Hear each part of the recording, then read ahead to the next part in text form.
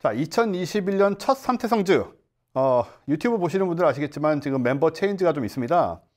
일단 저희와 함께 하셨던 걸 박사님, 김태호 박사님이 과학하고 앉아있네로 승진영전. 네, 승진연정, 말이 안 돼. 연정. 네. 승진영전 하시게 됐고요. 파토님이 지금 육신을 얻은 지 얼마 안 돼서. 네. 지난번 뉴스룸에선 제가 업로드된 상태로 가 있다가 육신으로 다시 다운로드 됐거든요. 그래서 지금 과정에서 그 데이터 로스가 있는 나머지 기억력과 판단력이 좀 좋지 않습니다. 양해 바라고요. 네, 그냥 인사치레로 물어보는 거지만 괜찮으신가요? 네, 괜찮습니다. 네네네. 사실은 그 다운로드로 인한 기억력과 뭐의 로스가 아니라 노화라고 말할 수도 있긴 한데요. 그렇지 않습니다. 한 해 또 먹었으니까. 아닙니다. 네. 대신에 여기 유튜브 보시는 분들은 보시겠지만 네. 우리 한재권 박사님께서 와. 네, 로봇 귀신. 와. 안녕하세요. 안녕하세요. 반갑습니다. 네. 또 산발의 한재권이라고 우리가 저희 녹화 시작하기 전에 한 박사님과 풀리지 않는 컬의 비밀에 대해서 잠시 상의를 나눴죠. 전 생머리예요, 근데 완전 직모. 나 이런 대화를 할 수 있는 사람이 있는 게 너무 좋은데요. 그러게요. 뭐 컬이 뭔지도 우리는 왔다 갔다 하는데 여하튼 한 박사님이 뭐 매번 나오시진 않더라도 이렇게 자주 나와주시면서 우리 로봇 관련된 부분이랑 기타 얘기들을 해주실 거라고 지금 얘기가 됐습니다. 네, 일단은 저희 삼태성주에 새로 유입된 고정 멤버다라고 네, 말할 수 그렇게 있죠. 생각하시면 돼요. 네. 뭐 매월 나오진 않더라도 네. 다시 한번 필요할 때 네. 써주십시오. 네. 네. 그리고 최 팀장은 그럼 왜 있느냐? 저희가 삼태성주가 원래 저도 팬 한 3명 있더라고요. 네, 훨씬 많고요. 네. 삼태성주가 원래 제목이 그 3명의 태클을 말하는 뭐 남성 이런 거였는데 아, 남성이 남성이었어요? 들어있었나요? 예. 아, 성인들이 아니라? 아, 성인들이었나? 네. 저는 그렇게 알고 미안해요. 있었는데. 예, 근데 남자들이 자꾸 하다 보니까 남성이 돼버렸나 본데 어쨌든 중요한 건 뭐냐면 최 팀장은 여러분은 아시겠지만 최 팀장이 요즘 그 안티테크, 안티퓨처의 반동이잖아요. 아, 저는 진짜 약간 무슨 사람을 약간 러다이트 하러 다니는 사람 취급을 하고. 존 코너 이모 이런. 우리 존 코너 이모께서 그래서 우리 테크 하는 부분에 있어서 이제 이 안티테크 빌런으로 오셨어요. 아, 진짜요? 네. 예, 그래서 우리 테크 부분에 있어서 혹시 그 잘못된 얘기, 미래를 위험하게 하는 얘기라던가 환경을 파괴하는 얘기가 나오지 않는가 훈수를 두시러 오심과 동시에 관련된 얘기도 하나 해주시려고 아, 네, 이렇게 그렇습니다. 오셨습니다. 네. 그러니까 약간 미래에 대해서 이게 과연 항상 장밋빛이기만 한가? 봐, 이거 봐, 이러면서 뭐 아니, 안티테크가 그러니까 아니라고 누군가는 약간 자기가. 생각을 하긴 해야 되거든요, 정말로. 사실 뭐 많은 사람이 생각하고 있는데 최 팀장님이 요즘 그쪽에 많이 꽂히셔서 또 우리 중에서 또 그런 얘기를 하는 사람이 필요하긴 하니까 나쁜 얘기 하던 거 아니에요. 그래서 오늘 이제 저희들을 감시하는 뭐 옴부즈맨 뭐 그런 말도 있잖아요. 네네네, 그렇죠. 네, 그런 식으로 이제 오시게 됐고요. 네, 저는 일단 자율주행 전기차 관련된 얘기를 조금 하겠습니다. 오프닝으로. 네. 오늘 세 분이 얘기를 하시기 때문에 저는 오프닝만 이제 얘기를 하려고 하는데 확실히 IT의 중심이 스마트폰에서 이제 자동차 쪽으로 가고 있는 느낌이 들죠. 뉴스도 정말 많이 나오고 네. 예, 그러니까 이 스마트폰에 이제 여기서 발전을 하면 뭐 어디로 가야 될지 잘 모르겠는 거죠. 네. 사실 이 폴더블 스마트폰이 생각보다 별로 잘 사람들의 니즈가 없다는 느낌이 좀 들기는 하던데, 그러니까 사람들이 타블렛이랑 비슷하니까요, 사실. 그러니까 한 손으로 조작하던 거를 두 손으로 조작하는 방식으로는 별로 쓰고 싶지 않아 한다는 느낌이 좀 들더라고요. 이제 뭐 갈 때까지 간 느낌이에요. 네네. 그렇죠. 그러니까 여기는 이제 뭔가 혁신의 요소가 별로 없죠. 이제 심지어 안드로이드, iOS도 별 차이를 못 느끼겠어요. 아, 수렴진화하고 있는 느낌이라서. 아, 그렇군요. 저는 안드로이드 안 써가지고. 안드로이드를 써본 지 너무 오래돼가지고. 이제 뭐 그 스마트폰에서 답답함을 느끼는 정도까지 온 것 같아요. 이제 10년 넘었잖아요. 2007년에 나왔으니까. 네. 그러고 나서 그 다음 단계는 이게 이제 고정돼 있는 것의 답답함을 이제 움직임으로 이제 뭔가 승화되지 않을까라고 해서 이제 저희 시대가 곧 오지 않을까. 쫓아다니는 로봇. 스마트폰 대신 쫓아다니면서. 그 스마트폰이 움직이면 로봇이거든요. 하긴 그렇네요. 아, 그렇죠. 그래서 네. 저는 기다리고 있습니다. 근데 아직까지 로봇 시대는 그렇게 막 확 오지는 않을 것 같아요. 완전 기술적인 수준이라든가 뭐 단가라든가.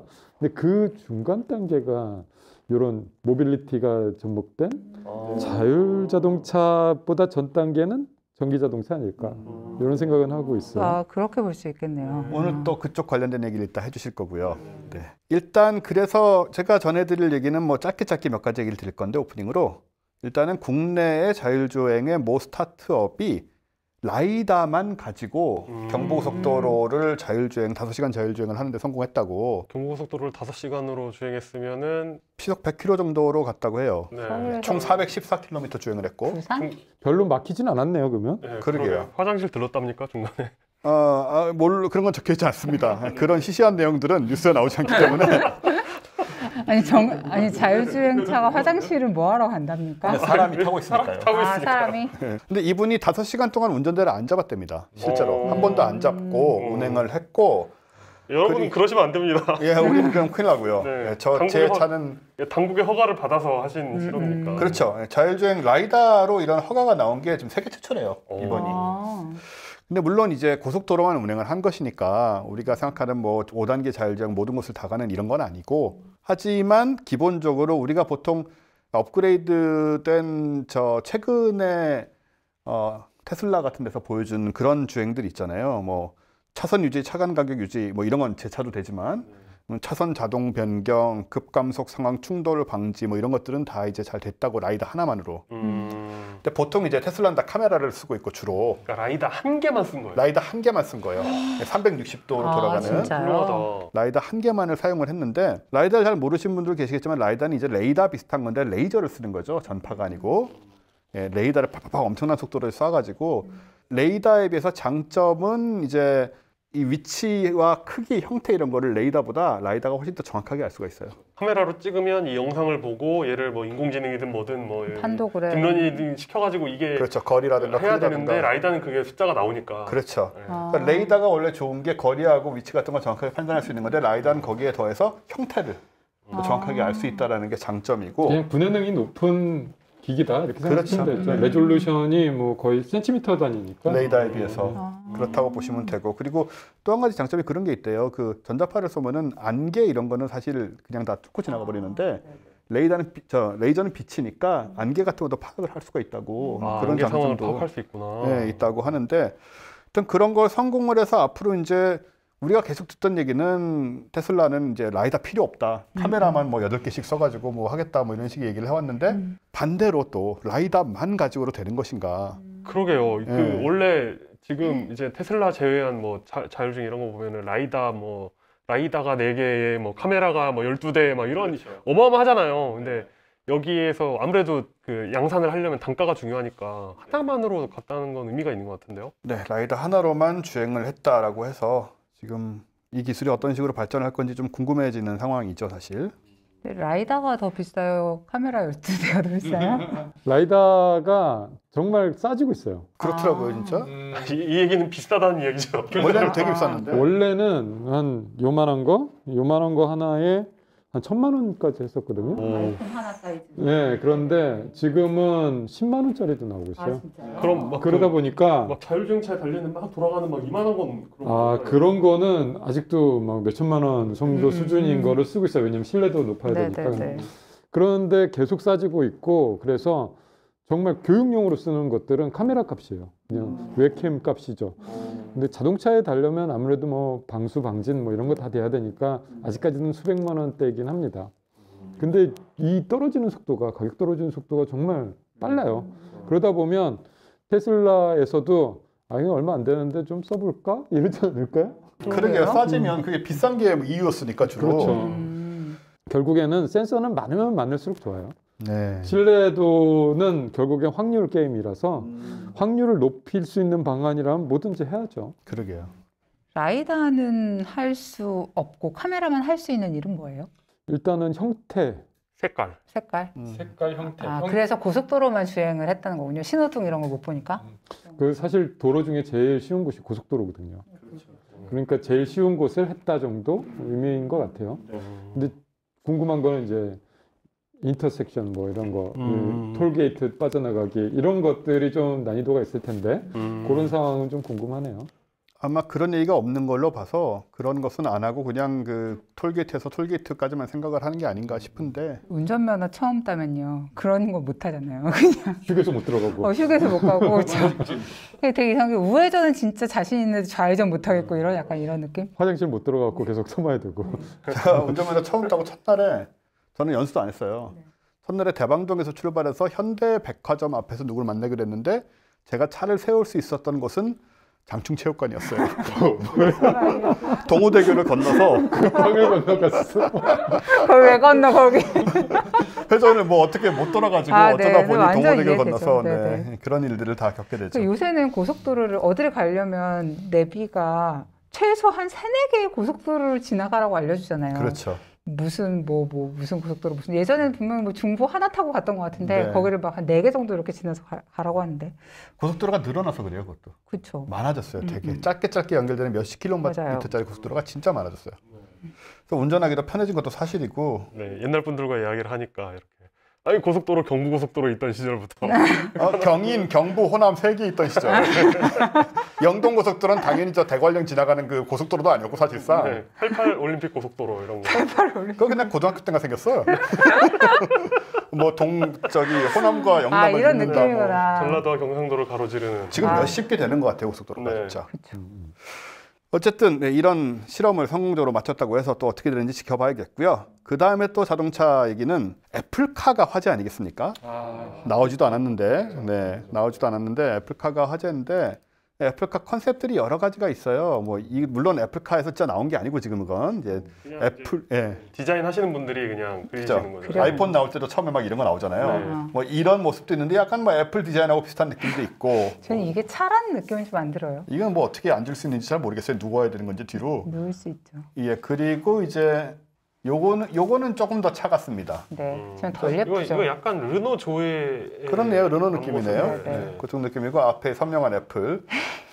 아이카라고 붙여놨는데 요즘 아이카라고는 안 할 것 같아요. 뭐 이름 짓는. 저는 애플이 무슨 디자인을 하든지 앞에 저렇게 사과를 박을 것 같진 않다 이런 느낌이 있긴 해요. 그러게요. 살짝 이건 좀 아닌 것 같죠? 아, 이런 것도 있었습니다. 이것은 매직 마우스가 아닙니까?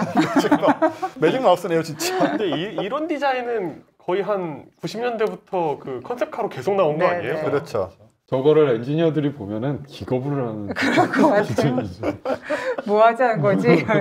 네, 이런 식의 컨셉들이 진짜 나와서 지금 계속 뭐 궁금증을 유발하고 있는데 저런 마우스 나오면서 하겠다. 근데 사실 지금 어떤 상황이냐, 얼마 전에 왜 그런 얘기가 있었어요. 현대차가 네. 이 둘이 사실 같이 서 있는 건 아니고 그냥 따로 있는 사진을 붙여놓은 건데요. 네. 현대차가 애플카를 만들지 모른다고 얘기가 나오다가 너무 구체적으로 나왔어요. 이게. 예, 그랬다가 이제 그게 안 됐다고 얘기가 나오면서 소문이 퍼진 게 뭐 현대카가 뭐 그런 정보를 누출했기 때문에 뭐 애플이 접었다 이런 얘기가 있었는데, 닛산도 최근에 애플하고 얘기를 하다가 닛산도 위에 높은 경영진까지도 올라가지 않은 상태에서 얘기가 그냥 중단이 돼서 져버린 상태가 됐어요. 그래서 지금 관측은 어떠냐 하면 글로벌 자동차 업체들이 기본적으로 이 애플하고 작업을 하다 보면 애플의 그 브랜딩이라든가 이런 것 때문에 자동차계의 포스콘 같이 하청업체가 될 것이다. 대만의 폭스콘 그 아이폰 만드는 그냥 네. 네. 유명한 회사지만 자기네 상표를 뭐 붙이고 있는 건 아니잖아요, 분명히. 그죠. 네. 근데 현대차나 닛산이나 이런 거대한 완성차 업체들이 자기네 브랜드를 포기를 하고 애플만 붙여줘야 된다는 그런 요구를 아마 받고 있는 것이 아닌가. 그래서 싫어하는 것이 아닌가라는 생각이 드는 거죠. 니들이 아쉬우면서 뭐 그렇게 우리한테 바라는 게 많냐 뭐 이런. 그렇죠. 예. 근데 조금 의심스러운 거는 자동차 업계 보면 OEM 회사들 상당히 많거든요. 네. 우리가 모르고 있지만 OEM 회사들 수준도 굉장히 높고요. 근데 그런 회사랑 붙잡지 않을까라는 생각을 하는데 왜 이렇게 네. 완성차 업체하고 얘기가 나올까? 좀 의심스럽긴 해요. 그 우리나라에도 그 동인모터스라고 그 레이랑 모닝을 거기서 만들고 있고 네. 지난 시간에 얘기한 그 마그나 슈타이어. 예, 마그나 슈타이어. 근데 아마 캐퍼시티 문제가 아닌가 싶어요. 그럴 수도 연간 있죠. 10만 대 뭐 이러더라고요. 그리고 또 한편으로는 애플카는 원체 이목이 집중된 모델이라 여기에 같이 협업을 하는데 우리는 브랜드도 달지 못하는 입장이 된다라는 게 오히려 더 큰 그림으로 안 좋게 보이는, 그냥 OEM을 조용히 하는 게 아니고, 그죠? 아예 그냥 그렇게 아주 드러나 보이는 모습이 좀 안 좋은 느낌이 들지 않을까 생각이 드는데 사실 근데 애플이 이런 전통은 되게 길죠. 애플 레티나 디스플레이 나왔던 데 생각나시죠? 네네. 예, 레티나 아이폰 디스플레이 4. 그렇죠. 4에서 시작이 됐는데 그때 레티나 디스플레이가 사실 LG에서 만든 거거든요. LG에서 만든 건데 애플이 실제로 스티브 잡스가 뭐라고 얘기했냐면 애플의 엔지니어들이 레티나 디스플레이를 만들어냈다는 식으로 얘기를 했어요. 근데 사실 LG에서 개발한 거거든요, 아예. 네, 그런 것도 사실 다 계약이 있는 상황이잖아요. 그렇죠. 결국 그렇게 된 거죠. 이거 우리가 너희들 뭐 LG 너희들이 만들었다라고 하면은 계약 파기야 뭐 이런 식으로 그런 계약서도 식으로 다 했겠죠. 써져 있을 거예요. 그래서 애플이 그런 걸 되게 중요하게 생각을 하는 입장이다 보니까 또 오히려 또 이 완성차 업체들이 좀 예민한 게 아닌가 그런 것에. 그래서 지금 애플이 이런 식으로 가면은 완성차 업체 큰 업체들은 아마 잡지 못하지 않을까라는 얘기까지 나오더라고요. 그래서 누가 하려고 하겠느냐 뭐 이런 얘기가 있어서 그리고 뭐 이미 뭐 현기차도 그렇고 차를 많이 팔고 있는데 뭐 망해가는 상황도 아니고 어쨌든 현대차가 뭐 애플하고 한다라는 것을 얘기를 해가지고 그게 잘못되고 이런 쪽은 아마 아닌 게 아닌가 하는 생각이 들어요. 근데 여기서 좀 재밌는 거는 그 애플이 자동차를 한다 그러는데 아무도 이상하게 생각하지 않는다는 게 참 재밌어요. 그렇죠. 예전 같으면은 컴퓨터 만드는 회사, 예, 아이폰 나오기 전에 컴퓨터 만드는 회사가 갑자기 자동차로 한다 그러면 너네들 제정신이냐? 뭐 이럴 텐데 지금은 애플이 자동차 한다 그러면 진짜 언제? 뭐 이러고 있는 거 그러게 있어요. 말입니다. 우리도 좀 기다려지기도 하고. 근데 자동차가 전자제품처럼 이제 넘어가고 있는 것 같아요. 네. 소니에서도 나온다고 하고 이제 어디가 자동차를 만든다고 해도 사실 놀랍지는 않을 것 같아요. 네네. 과학과 사람들 자동차예요. 그러니까 지난번에 얘기했지만 과학과 사람들 우리도 자동차 쪽에 진출해 보는 게 어때요? 완성차 업계를 컨택을 해가지고 사실 그게 뭐 안 될 거는 없다고 생각해요. 쌍용차 인수하면 되겠다. 내가 쌍용차 몰고 있으니까 그 인연으로 네. 그 인맥으로 네. 아니 근데 이제 이게 완전히 저도 쌍용차 몰고 있는데.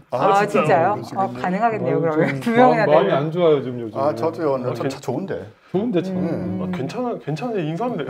네, 이게 왜 빚 떠안고 100원에 인수하는 거 있잖아요. 네네네. 그게 좋은 게 아니지. 100원에 인수한 다음에 뭐 10조 원 갚아야 되고. 그리고 10조 원 갚아야 되고. 문제는 파트님 100원이 있냐는 건데.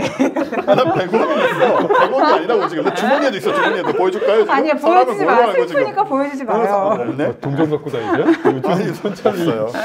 아니, 사람을 뭘로 알고 지금 내가 아무리 페북에 좀 돈 없다고 얘기를 하지만 100원이 없다니요. 전 지금 10원 한 장도 없어요. 아 그래요? 하지만 100원을 나도 없는데 100원을 송금할 수 있어요. 진짜. 포스로. 자, 근데 슬프네요. 네. 여하튼 이것도 그래서 애플카가 과연 어떤 줄을 잡고 어떤 식으로 제작이 될지가 상당히 궁금한 상황입니다. 그리고 정말 계약이 어떻게 이루어지고 진짜 애플 상표만 단 차가 나오게 될지 두고 봐야 될 것 같아요. 캐나다 뭐 이런 데도 이런 그 전문적으로 위탁해서 생산해주는 그런 회사가 있는 걸로 알고 있는데. 전 세계로 많이 있습니다. 특히 미주 대륙은요, 뭐 몇십 10개도 넘을걸요? 우리가 모르고 있지만 그 OEM으로 납품하는 회사들은 뭐 어떤 거를 납품을 하냐면은 좀 특이한 것들. 그리고 주문 생산 뭐 이런 거에 좀 특화되어 갖고 많이 하고 있어요. 근데 그런 업체들이 좀 생산 능력은 좀 떨어질 수 있겠네요. 그렇죠. 그 근데 캐파시티 문제. 완성도는 굉장히 높아요. 근데 예를 들어서 애플이 정말 초대량 생산을 하고 QC를 진짜 너무 까다롭게 하는 업체니까 문제고, 예를 들어 뭐 과거 사람들 차라는 건 조금 이상하긴 한데, 예를 들어 뭐 진짜 뭐 럭셔리 브랜드들 있잖아요. 뭐 에르메스에서 차를 만든다. 그게 그렇게 어색하지 않거든요, 이제는. 맞습니다. 왜냐하면 아까 그때 얘기했던 업체 같은 데서 자동차를 만들고 에르메스가 정말 잘하는 일들을 해서 그거로 딱 필요한 소비자층이 있으면은 엄청 비싸게 팔면 되거든요. LG 프라다폰 있었죠. 네, 그런 개념인 그런 거죠, 식으로. 말하자면. 네네. 그게 안 다를 것 같아요. 에르메스 마크 차에 있으면 괜찮을 것 같은데요. 네. 근데 파토님과 저는 쌍용차가 있어서 그렇지만 에르메스 뭐 구매를 잘 하시나 보죠. 일단 돈 좀 많이 모으긴 해야 되긴 하는데. 에르메스는 조그만 이런 것도 몇천만 원 하는데 차는 얼마나 할까요? 차, 2cm, 1/1cm당 얼마 뭐. 면적 일단 단위로. 2cm만 주시고요. 월 할부로 한 5천씩 내야 될 것 같은데. 10년간. 렌트 하면 이제 좋겠는데요. 네, 뭔가 쓸쓸해지고 그러네요. 여하튼 좀 그런 상황이고요. 그 다음에 하나만 더 얘기를 드리자면 우리 수소차하고 전기차하고 지금 계속 얘기가 있다가 요즘은 이제 전기차로 좀 넘어간 듯한 느낌도 없잖아 있는데 네.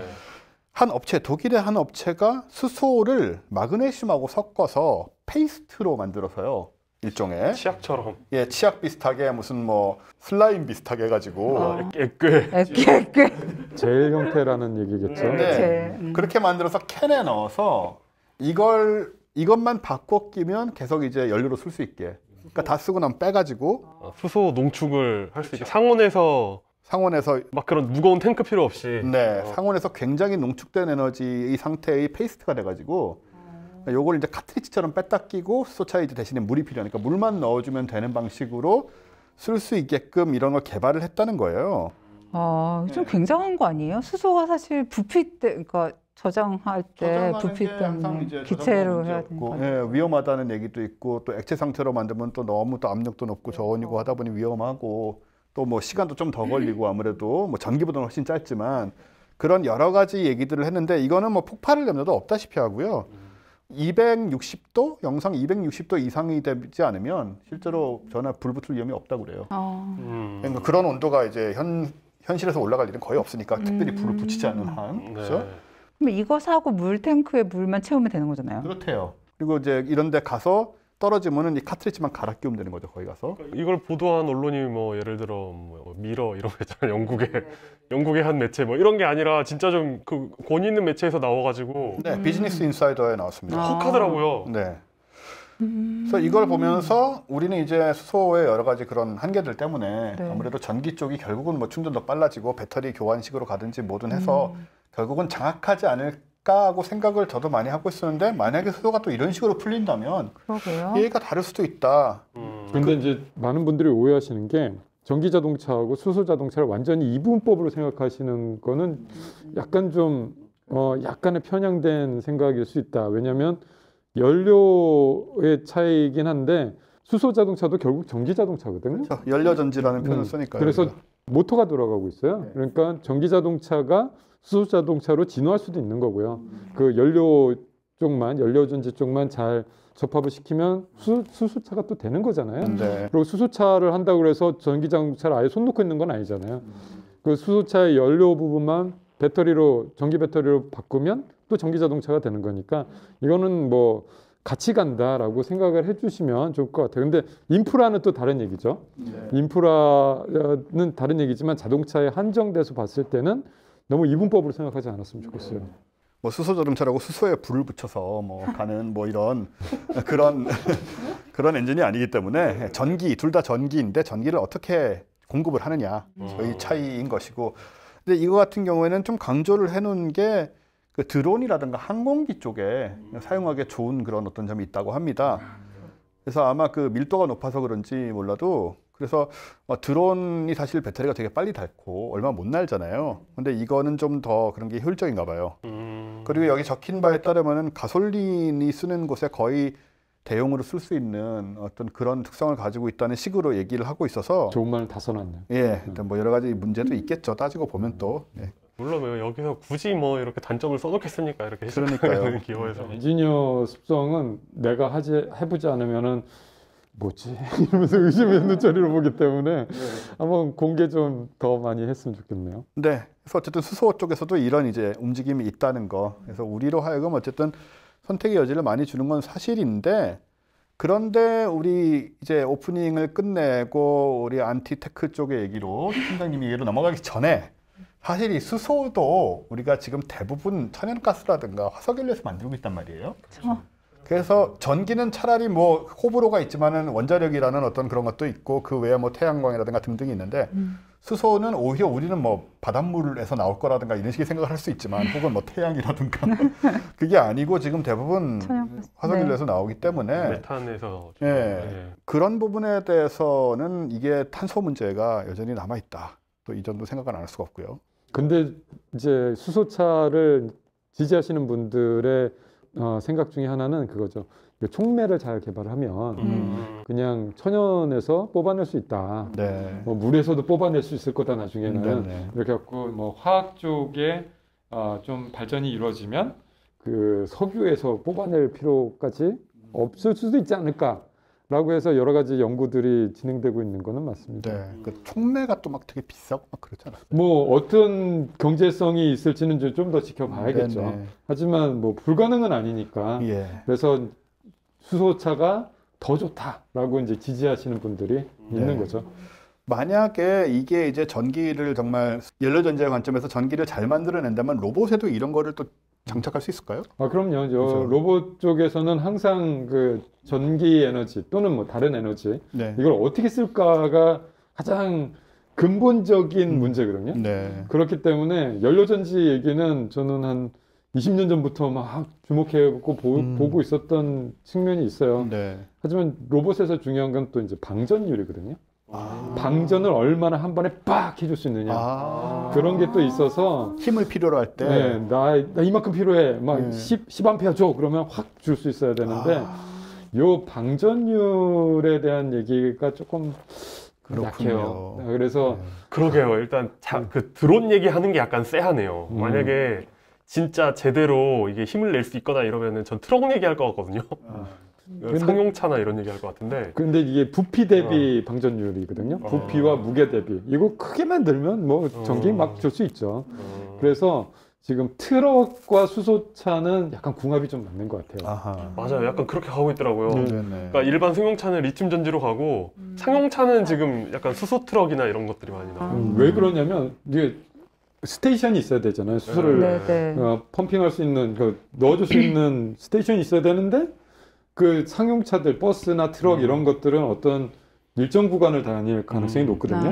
네. 그러면은 이제 그 스테이션에서 수소를 딱 주고 이렇게 정기적으로 다니는 차들하고 또 수소차 궁합이 맞고 그리고 또 부피 차가 크면 클수록 효율이 오히려 더 좋아질 수 있어요. 수소차는.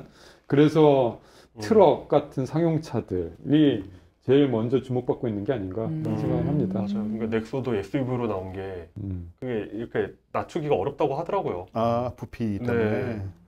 그렇군요. 재밌네요. 자, 그럼 이제 이 정도 얘기를 했으니 최 팀장님께서는 어떤 반론을 하실까요? 자, 이제 본 뉴스로 들어가서 우리 테크 지킴이, 그럼 이상한 좀 안 테크 쓰면 감시자 최 팀장님께서는 어떤 테크의 문제점들을 지적하실 건가요, 오늘? 이게 가끔은 말하는 사람이 부끄러워야 되는데 말하는 사람이 너무 아무렇지도 않으면 듣는 사람이 부끄러울 때가 있잖아요. 지금 파토님은 모든 말들이 약간 좀 그런 느낌이 있는데 저는 그 싱가포르 코로나 얘기 좀 하려고 합니다. 싱가포르 지금 거의 종식 상황이에요. 하루에 5명, 6명 이 정도 나오거나 안 나오거나 이런 상황이어서 그러니까 지금 이제 뭐 우리나라 언론에서 우리나라가 잘 못하고 있다는 얘기를 할 때 항상 얘기하는 게 싱가포르 얘기거든요. 저긴 도시 국가인데 이렇게 비교하면 안 돼요. 싱가포르는 이렇게 잘하는데 라고 얘기를 할 때 그 싱가포르 얘기입니다. 그 싱가포르 지금 이거 보시고 있는 사진이 그 싱가포르의 이 코로나와 싸우는 가장 중요한 무기거든요. QR코드인데 그러니까 이게 뭐냐면 세이프 엔트리라는 이름의 디지털 체크인 시스템이에요. 우리도 하고 있잖아요. QR코드는. 방향이 반대인 것 같아요. 네, 이건 우리랑. 지금 저기에 가는 그러니까 어딘가에 가려면 저거를 다 자기 핸드폰에 찍어서 이제 여기에 입장할 때 이제 자기 이름이나 핸드폰, 그러니까 우리 마찬가지로 하고 있는 거랑 비슷한 거예요. 다 등록을 해야 되고요. 그리고 이제 만약에 이제 우리가 저거 찍었던 사람들 중에 양성 반응 보이면은 이제 가까이 있었던 사람들 다 추적을 하는 그런 기능이 하나가 있고요. 네. 또 하나는 작년 3월에 출시된 트레이스 투게더라는 앱이 있거든요. 이거는 뭐냐면 만약에 우리가 이렇게 모여 있잖아요. 근데 이 트레이스 투게더라는 앱이 우리 폰에 다 깔려 있는데 제가 만약에 양성 반응을 가졌으면 이 주변에 있는 사람들한테 그 사실이 다 알려지는 거예요. 아, 자동적으로 알려지는. 네, 네. 그러니까 이 정보를 보내는 거고, 그러니까 이런 게 외국에서 좀 여러 방식으로 쓰이고 있는 걸로 이런 방식이 쓰이고 있는 걸로. 네, 네. 이건 조금 위험하네요. 네, 그리고 이제 이게 이런 대부분 약간 좀 선진국들 민주주의 국가에서는 이제 이걸 강제로 쓰게 하진 않죠. 근데 그렇습니다. 어떤지 모르겠네요, 싱가포르는. 어떤 상황입니까 지금? 네, 그래서 이제 이 두 가지, 그러니까 트레이스 투게더하고 아까 말씀드렸던 세이프 엔트리 이 두 가지를 가지고 이제 사람들 추적을 하고 하는 식으로 하는데 이제 그 스마트폰이 없거나 하는 사람들을 위해서 이렇게 조그만 트레이스 투게더 뭐라고 해야 지 토큰이라는 것도 발급을 하고 있어요. 그러니까 이 장치를 가지고 다니거나 이 장치를 가지고 다니면 이것도 똑같이 그 앱이랑 똑같은 역할을 할 수 있는 거예요. 그래서 이제 이거 지금은 뭐 반드시 해야 된다라는 건 아니고 자유이긴 한데 한 80% 정도 사용을 하고 있고요. 정말요? 네, 사용을 하지 그러니까 이 두 앱을 통합을 해서 사용하지 않으면 뭐 어딘 공공기관에 들어갈 수 없다든지 이제 이런 식의 이제 제약이 있을 것이라고 합니다. 사실은 이제 우리나라에서도 좀 비슷한 논의가 있었긴 했는데 코로나 시대가 되면서 굉장히 많은 이제 개인 정보들이 막 돌아다니고 있죠. 그렇죠. 이전엔 예를 들어서 우리가 어디를 가든지 우리의 동선을 나라가 모두 알고 있다.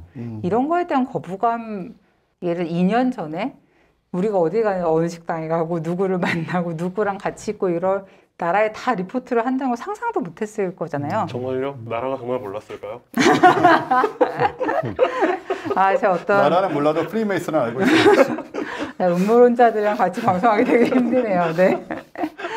그래서 이제 이런 좀 사람들 불만이나 불안감이 있는 거예요. 그러니까 이런 거를 왜 꼭 요즘 어쩔 수 없으니까 하기는 하는데 되게 찝찝하다. 이게 좀 악용되고 있나요, 조금? 안 좋은 기분이 있는 거죠. 그런 상황에서 당연히 이제 싱가포르 정부에서는 이거 뭐 그런 식으로 사용하는 거 아니고 이건 딱 이제 방역 목적으로만 사용을 하겠다라고 얘기를 했는데 싱가포르 내무부에서 경찰이 범죄 수사를 위해서 이 정보를 사용을 한다는 사실이 밝혀졌습니다. 유혹에 넘어가지 않을 수가 없을 것 같아요. 그렇죠. 이거 너무 사실 맞아요. 범인을 잡는데 이것보다 좋은 자료가 어디 있으며. 바로 그리고 뭐, 잡을 텐데. 네, 그리고 뭐 좋은 일 아니야 이렇게 생각하는 네, 것이고. 사실 그렇죠. 그러고 사실 이제 안 되는데 그러니까 네. 그런 사람들이 이런 그 약간 방역과 관련된 데서 빠져나갈 동기를 주게 되면 그렇죠. 안 좋은데. 그러고 이제 정부는 사실은 계속 부인을 하고 있었거든요. 이 자료는 다른 데 쓰이지 않는다라고 얘기를 했는데 사법 당국이 이 트레이스 투게더 자료를 사용을 해왔다라는 사실이 좀 밝혀졌어요. 어떻게 내무부 밝혀졌을까요? 장관이 확인을 했고 아이고. 경찰이 확인을 했다는 사실이 또 뭐 기사에서 밝혀지는 사실들이 계속 있었던 거예요. 당연히 이제 사람들이 화가 났죠.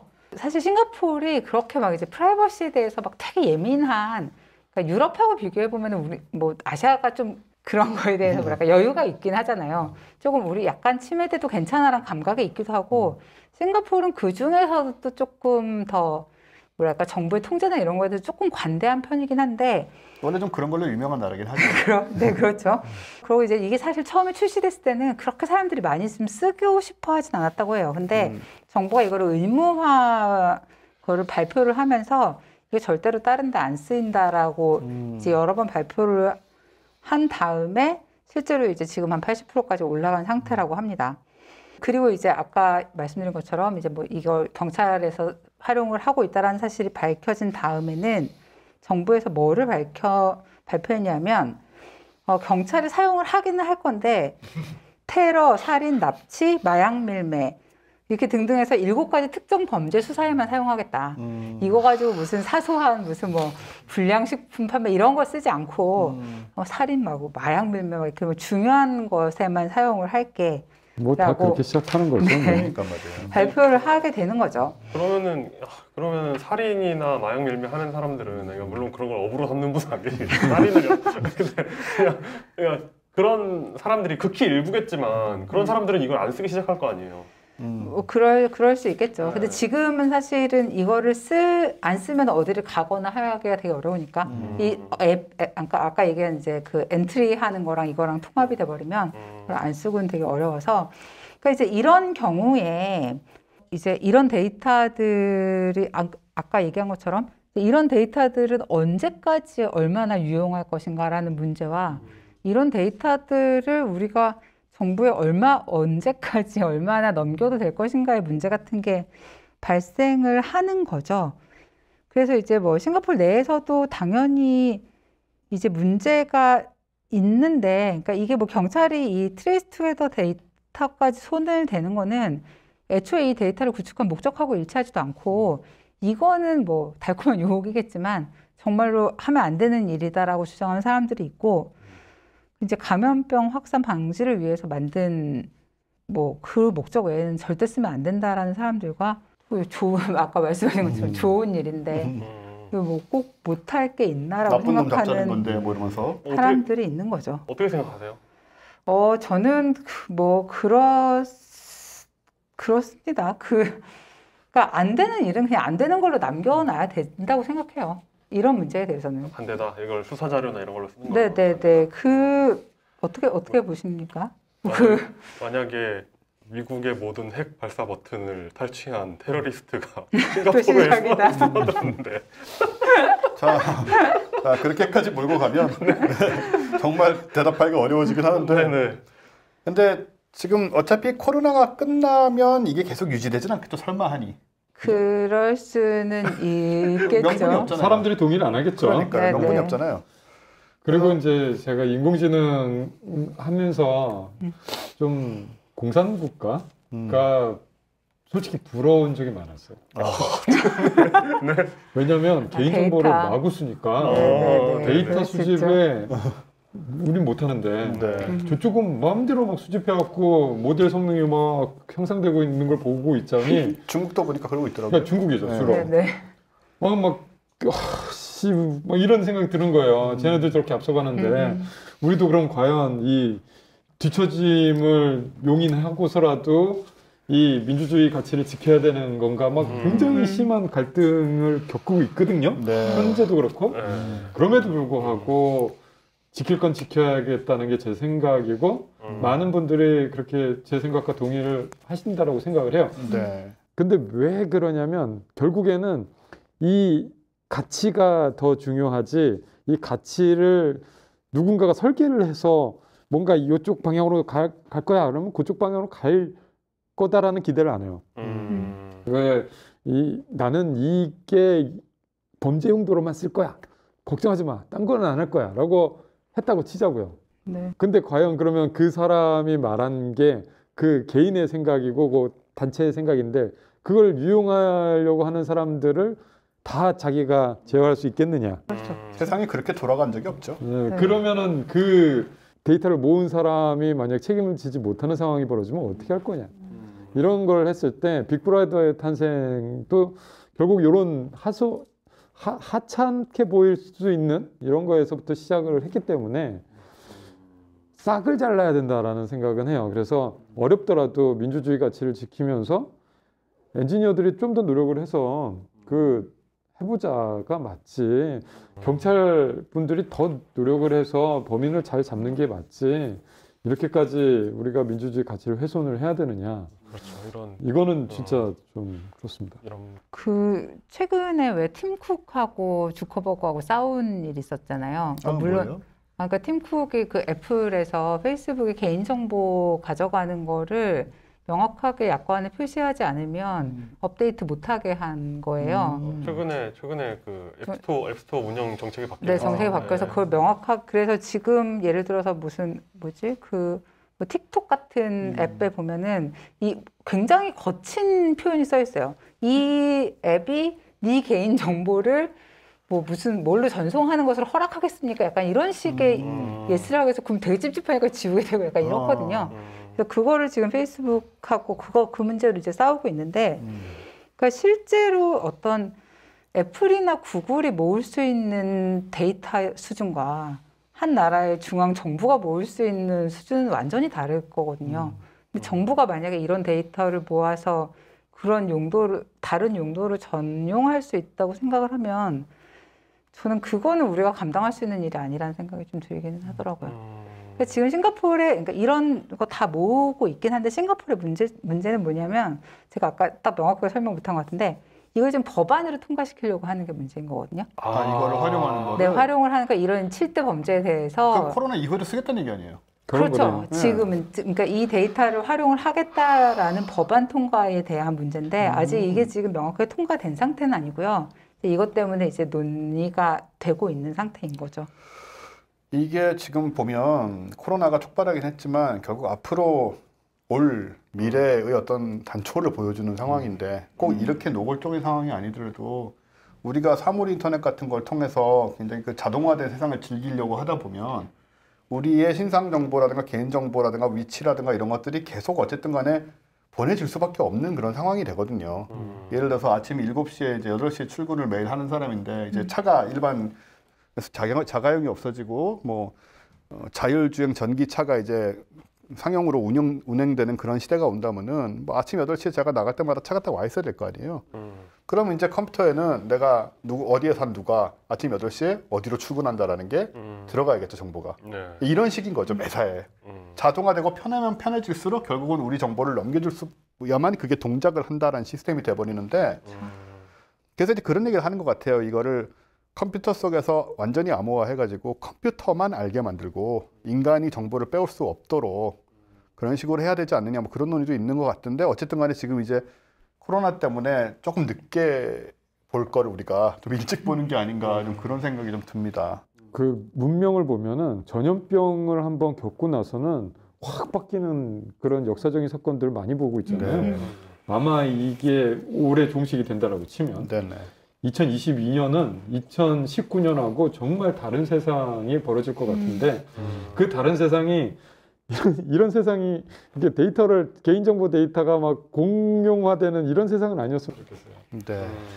그 사실 그 테크놀로지가 발전하는 그것의 가장 핵심적인 것 중에 하나는 10년대에 들어서 가장 주목했던 것 중에 하나는 빅데이터였거든요. 네. 그럼 그 빅데이터를 왜 이렇게 사람들이 투자를 많이 하고 거기에 관심을 가졌느냐?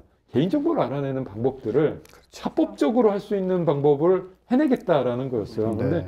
지금 그 많은 테크놀로지들을 다 무력화시키면서 강제로 그 개인정보를 습득하는 어떤 기관을 만들어 버리겠다? 이거는 많은 IT 기업들은 좋아하지 않을 겁니다. 내가 그걸 위해서 지금 10년을 투자를 했는데 그런 면도 있네요. 그 아마존, 구글이 아마 가만히 있지 않을 것 같아요. 네.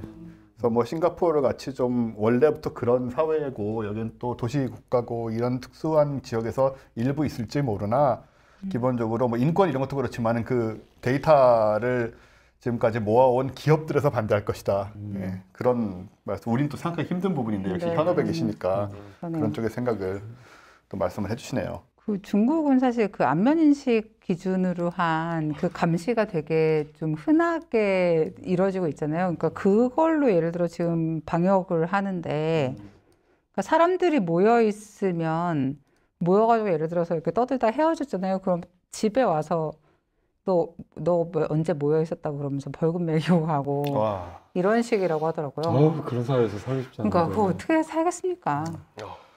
그러면은 그거는 있겠네요. 지금 잠깐 들은 생각인데 불륜 같은 건 없을 것 같아요. 무서움도 있고 그리고 그 뭐랄까 이게 악용된다란 내 개인정보가 악용된다라고 하면은 막 어떻게든 도덕적인 거를 해야 되는 강박감 이런 것도 있을 것 같아요. 근데 그게 과연 그러면 좋은 세상이냐? 사실 범죄도 마찬가지잖아요. 범죄도 그런 식으로 아마 억압되겠죠. 근데 저는 그래도 예를 들어서 불륜도 범죄도 실제로 막지는 못할 것 같아요. 1984에 보면 그런 사회에서도 다들 숨어서 연애하고 하던데 네, 사람이란 게 그렇게 만만한 사람 그렇죠. 존재가 꼼수를 아닙니다. 찾아내죠, 언제. 근데 결국은 이제 얼마나 그런 걸 더 할 수 있고 덜 할 수 있고의 문제가 아니고 사회 전체가 지금 어떤 방향으로 가고 있느냐.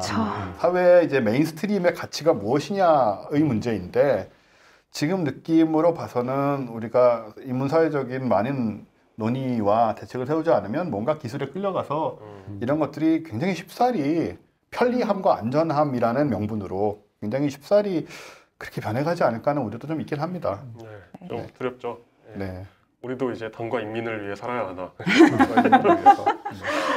대형을 사랑하고 빅브라더를 20세기의 이념 전쟁이 21세기에는 이런 식의 데이터 전쟁으로 가는 건가요? 그러게요. 그럴 수 있죠. 네, 데이터와 안전과 경제성, 편안함 이런 것들과 우리가 기존에 갖고 있던 민주주의라든가 소위 그 프랑스 혁명의 근대적 가치 이런 것들이 충돌하는 지점들이 점점 노골화될 것이다. 그러니까 예를 들어 이제 막 자동차 얘기, 전기자동차 얘기 나왔지만 요즘 뭐 테슬라도 그렇고 요즘 막 IT 막 들어간 자동차들 보면은 이제 앱으로 내 차 어디에 있는지 네. 이제 정확히 위치가 나오고 네. 앱으로 위치가 나오고 또 차에 타면 오늘 달력에 넣어놓은 일정에 맞는 위치로 내비가 찍혀 있고 막 네. 그런 기능이 있잖아요. 네, 네. 근데 그 회사 예를 들어 테슬라에 뭘 믿고 그런 정보를 맡기고 있느냐. 그러게 말이에요. 좀 그런 생각을 하긴 해야 될 것 같아요. 맞아. 그래서 그 요즘 IT 기업들 그 네. 주가가 좀 높은 기업들, 네. 글로벌 탑 뭐 100, 뭐 이런 기업들을 보면은 특징이 딱 하나가 있어요. 개인 정보를 수집할 수 있는 도구들을 하나씩 갖고 있는 거예요. 그리고 그 가치에 사람들이 굉장히 높게 높게 평가하고 평가하는 거기에 거죠. 투자를 해주고 있는 거고. 네. 그래서 그냥 뭐 개인 정보가 정말 별거 아닌 것 같아도 자신의 개인 정보가 얼마나 값어치가 있는지 우리가 다 자각을 해야 될 필요가 있을 것 같아요. 근데 생각을 해보면 그 개인정보를 뭘 하고 싶어 하냐면 걔네들이 뭐 예를 들어서 우리한테 뭐 굉장한 걸 하려는 게 아니라 그냥 우리한테 물건을 잘 팔고 싶어 하는 그렇죠. 거잖아요. 그렇죠, 그렇죠. 저는 진짜 약간 생각해보면 세상이 너무 시시한 거죠. 그러니까 그걸 막 그렇게 막 굉장히 막 거대 악이 돼가지고 겨우 나한테 치약을 잘 팔기 위해서 뭔가 작업을 하고 과연 그게 그것만을 위해서일까요? 손 세모나게 만든다고 해서 그게 사실이 되는 건 아니고요. 그래서 그림자 정보? 난 이걸로 할까? 아니 그러니까 이게 약간 이런 거예요. 이렇게 하면 뭔가 음모론이 되지 않아요? 아 맞아요. 이렇게 손 세모나게 만들면 거의 음모론 같은 느낌이 드는데. 그러니까 뭐냐면 우리 왜 그 페이퍼 클립 맥시마이저 얘기 하잖아요.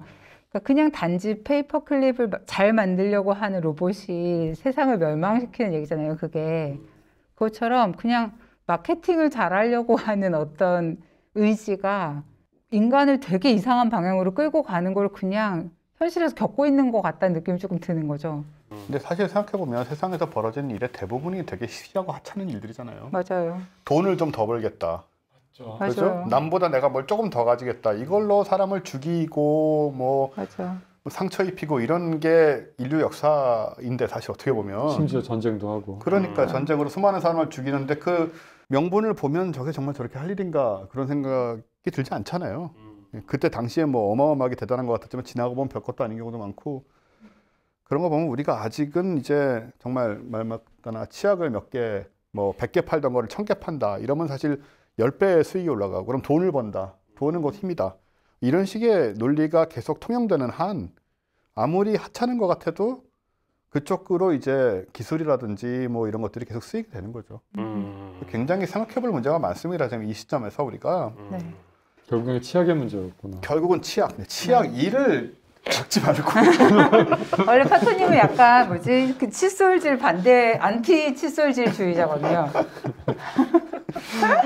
자 이쪽으로 깊이 들어가지 말도록 하고요. 아 제가 그 다음 달 중순부터 미래주의 북클럽을 진행하지 않습니까? 반미래주의 아니에요? 반미래주의? 아니, 미래를 주의하자고. 아 미래를 네, 주의하자. 미래를 주의하자는 북클럽을 진행을 하는데 거기서 이제 이런 얘기들을 조금 할 수 있지 않을까 생각을 네. 하고 있습니다. 무슨 뭐 해방이나 뭐 인민 이런 게 들어갈 줄 알았는데 아니네요. 아니라니까. 자, 최 팀장님 얘기 다 끝나셨고 네. 그러면 이제 이용 기자가 오늘 또 상당히 흥미로운 우리의 관심을 끄는 주제를 갖고 오신 걸로 알고 있는데 네.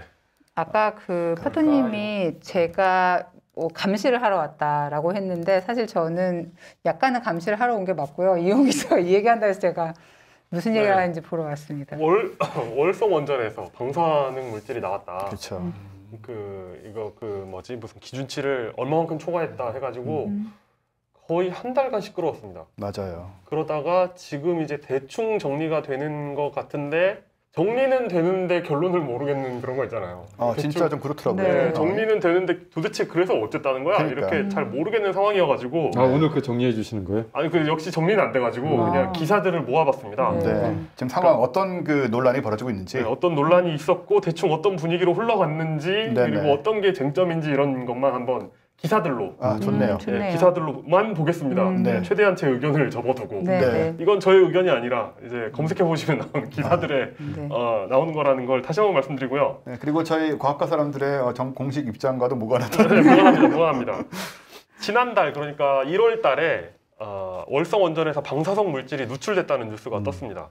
원자력 발전소에서 방사성 물질이 누출됐다. 무섭지 않습니까? 자극적인 기사 네, 제목이죠. 무시무시하죠. 네. 스프링필드 아니냐 뭐 이렇게 되지만 연합뉴스 1월 10일에 월성 원전 고인물의 기준초과 삼중수소 검출 논란 모두 회수 이렇게 되게 온건한 기사가 났습니다. 같은 날 전파신문 월성 원전 고인물의 기준초과 삼중수소 검출 논란 제목은 거의 비슷한데 모두 회수가 빠졌죠. 그렇죠. 아, 그러네요. 약간 더 이제 좀 무서운 쪽으로. 그리고 중앙일보 월성 원전 지하수 삼중수소 오염 심각 하면서 심각으로 심각을 물음표 찍으면서 미국 NRC 기준은 초과했다라는 게 나와요. 회수는 모르겠고. 네, 그러니까 이게 대충 어떻게 된 건가 보니까 이 월성 원전 안에 무슨 터빈실이 있는데 네. 터빈실 아래 그 무슨 맨홀이 있는 데서 근데 그 배수구가 바깥으로 강으로 흐르는 배수구가 당연히 아니겠죠. 네네. 당연히 아니고 이제 이제 밀폐된 그 방 안에 모이는 물 같은 게 모일 거 아니에요. 뭐 수증기도 있고. 이중 구조가 네. 있습니다. 네. 일단은 안에서 도는 물이 있고요. 그 네. 물을 식히기 위한 밖에서 네. 도는 물이 있어요. 네. 그리고 그 두 가지 물은 섞이지 않습니다.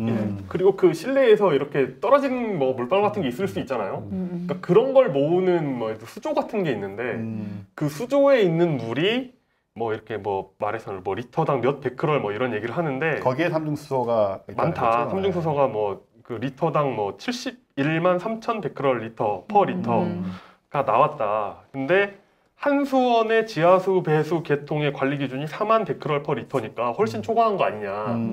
약간 그러니까 여기서 오해가 있는 거예요. 여기 있는 그 물은 71만 3천 베크럴 퍼 리터인 물은 이 안에 고여 있는 물이에요. 네. 그러니까 이 실내에서 내부에서 유출이 안 도는 되는 내부에서도는 해가지고 이걸 이제 그 후처리를 한 다음에 배출하는 물이고 그 관리 기준은 지하수. 이 아, 근처에 있는 네네. 지하수가 4만 베크럴.